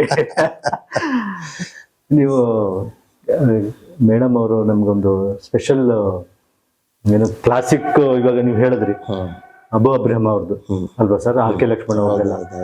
ಹಾಗೆ ಇಲ್ಲೊಂದು ಕ್ಲಾಸಿಕ್ ಇದೆ ಸರ್. ಅದು ಒಂದು ಮದುವೆ ಇನ್ವಿಟೇಷನ್ ನಾನು ಸ್ವಂತವಾಗಿ ಮಾಡಿಸಿದಾಗ ಸುಮ್ಮನೆ ಒಂದು ವ್ಯಂಗ್ಯ ಚಿತ್ರನ ಅದರಲ್ಲಿ ಸೇರಿಸಿದ್ವಿ. ಅಂದ್ರೆ ಏನೋ ಒಂದು ಸ್ವಲ್ಪ ವಿಶೇಷ ಇರಬೇಕು ಅಂತ ಹೇಳಿ. ಆಗಿನ ಕಾಲಕ್ಕೆ ಈ ತರದ ಒಂದು ಇನ್ವಿಟೇಷನ್ ಅಂದ್ರೆ ಅಪರೂಪದ್ದು. ಅಂದ್ರೆ ಇದು ಪರ್ಸನಲ್ ಮಾಡಿಸಿದ್, ಮನೆಯವ್ರು ಮಾಡಿಸಿದ್ ಬೇರೆ ಇರುತ್ತೆ. ಅದೊಂದು ಮಾಡಿಸಿ ಅವಳಿಗೆ ಕಳಿಸಿದ್ದೆ ನಾನು. ಏನಿದೆ ಸರ್ ಅವಳಿಗೆ ಇದರಲ್ಲಿ ನನ್ಗೆ ಹುಡುಗಿ ಹೇಗಿರ್ಬೇಕು ಅಂದಾಗ ಮೊದಲನೇ ಪ್ರಿಫರೆನ್ಸ್ ಉದ್ದ ಜಡೆ ಇರ್ಬೇಕಂತ. ಅವಳು ನೆಲ ಮುಟ್ತಾ ಇತ್ತ, ಅಷ್ಟು ಜಡೆ ಇತ್ತು ಅವಾಗ ಸರ್. ಅದಕ್ಕೆ ನಾನು ಅವಳ ಹಿಂದೆ ನಮ್ ಕ್ಯಾಮ್ರಾ ಕಡೆ ತೋರಿಸಿ ಸರ್. ಇಲ್ಲಿ ಅವಳ ಹಿಂದೆ ಓಡ್ ಹೋಗ್ತಾ ಇದ್ದೀನಿ, ಅವಳ ಹಿಂದೆ ಅದು ಜಡೆ ನೋಡಿ ಹೋಗ್ತಿರೋದು.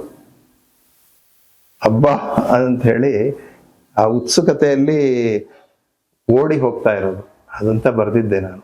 ಅಂದ್ರೆ ಅದು it's the primary factor. Sir ಜಡೆನಲ್ಲಿ ಸೌಂದರ್ಯ ಇದೆ, ವ್ಯಂಗ್ಯ ಇಲ್ಲ ಸರ್? ಇಲ್ಲ ಇಲ್ಲ, ಹೇಳಿದೀರಾ ಮೇಡಮ್ಗೆ?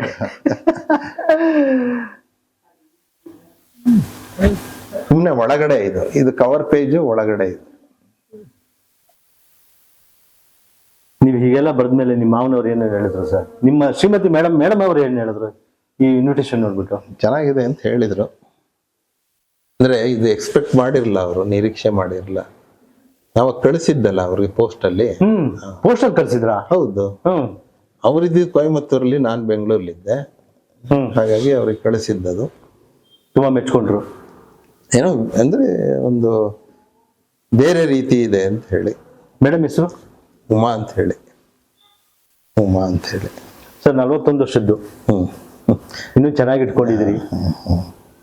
ಅವಳು ಇಟ್ಟಿರೋದು, ಎಣ್ಣೆ ಹುಡುಕಿದವಳು ಅವಳು.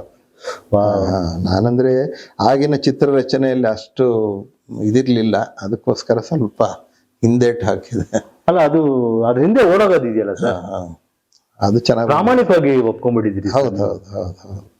ಅಲ್ಲ, ನೆಕ್ಸ್ಟ್ ಕಾರ್ಟೂನಿಸ್ಟ್ಗಳಿಗೂ ಪ್ರೇರಣೆ ಇದು. ಹೌದಾ? ಇದು ಅಷ್ಟೇ. ಯಾವುದು? ಅದು ಒಂದೇ ನೀವು ಮತ್ತೆ ಮೇಡಮ್ ಅವ್ರಾಯ್ತು. ಇದೇನು ಸರ್ ಇಷ್ಟೊಂದಿದೆ? ಇದು ಏನಂತ ಹೇಳಿದ್ರೆ, ನಾವು ಮನೆ ಕಟ್ಟಿದ್ದು 32 ವರ್ಷ ಆಯ್ತು. ಯಲಹಂಕಲ್ಲಿ. ಓಕೆ. ಏರ್ಪೋರ್ಟ್ ರೋಡ್, ಆಗಿನ ಯಲಹಂಕ ಅದು. ಅಂದ್ರೆ ಈ ಊರಾಚೆದು. ನಮ್ಮ ಉಳಿದ ನೆಂಟ್ರೆಲ್ಲ ಇದ್ದಿದ್ದು ಈ ಸೈಡ್.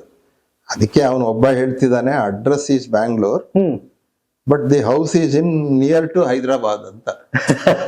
ಅಂದ್ರೆ ಏನೇ ಮಾಡಿದ್ರು ಅದಕ್ಕೊಂದು ಹಾಕಿ ಎಳಿಬೇಕು ಅದನ್ನ, ಗೊತ್ತಾಯ್ತಾ? ಪರಾಕಾಷ್ಠೆ ಅಂತಾರಲ್ಲ, ಅದು ಇದು. ಮತ್ತೆ ಒಳ್ಳೆ ಇಂಜಿನಿಯರ್ ಸಿಕ್ಕು, ಪಾಪ ಚೆನ್ನಾಗಿ ಮಾಡ್ಕೊಟ್ರು. ಅದನ್ನ ಯಾರೋ ಹೇಳ್ತಿದ್ದಾರೆ. ಹಾಗೆ ನನಗೆ ಏನಂತ ಹೇಳಿದ್ರೆ, ಹಿಮಾಲಯ ಹತ್ತಿ ಭಾರತದ ಬಾವುಟ ತೋರಿಸಿದಷ್ಟು ಸಂತೋಷ ನನ್ನ ಸ್ವಂತ ಮನೆ ಅಂತ ಆಯ್ತಲ್ಲ. ಅದು ಒಂದು ಕನಸು, ಅದು ನನಸಾಯ್ತಲ್ಲ ಅನ್ನೋದನ್ನ ಪಿಕ್ಚರ್ ಮೂಲಕ ಸ್ವಂತ ಮನಸ್ಸು, ಸ್ವಂತ ಮನೆ, ಸ್ವಂತ ಹೆಂಡತಿ, ಸ್ವಂತ ಕಾರ್ಟೂನ್ಗಳು. ಹೌದೌದು, ಎಲ್ಲ ಸ್ವಂತದ್ದೇ ಸರ್, ಸ್ವಂತದ್ದೇ. ಅದು ದೈವ ಕೃಪೆ.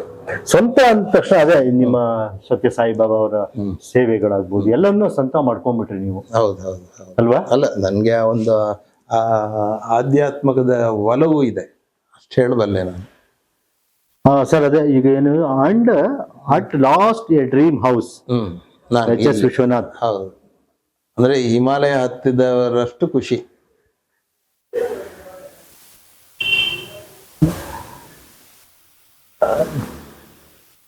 ನೋಡುವ ಸ್ನೇಹಿತರೆ, ಒಬ್ಬೊಬ್ರು ಪ್ರತಿಯೊಬ್ಬ ವ್ಯಕ್ತಿನೂ ಒಂದು ಮನೆಯನ್ನ, ತಮ್ಮ ಹೆಂಡತಿಯನ್ನ ಅಥವಾ ಹೆಂಡತಿ ಆದ ಗಂಡನ್ನ ಭಾವಿಸೋ ರೀತಿ, ನೋಡೋ ರೀತಿ, ಅವ್ರ ದೃಷ್ಟಿಕೋನಗಳು ಹೇಗಿರ್ತವೆ, ಅವ್ರ ವೃತ್ತಿಗೆ ಮತ್ತೆ ಪ್ರವೃತ್ತಿಗೆ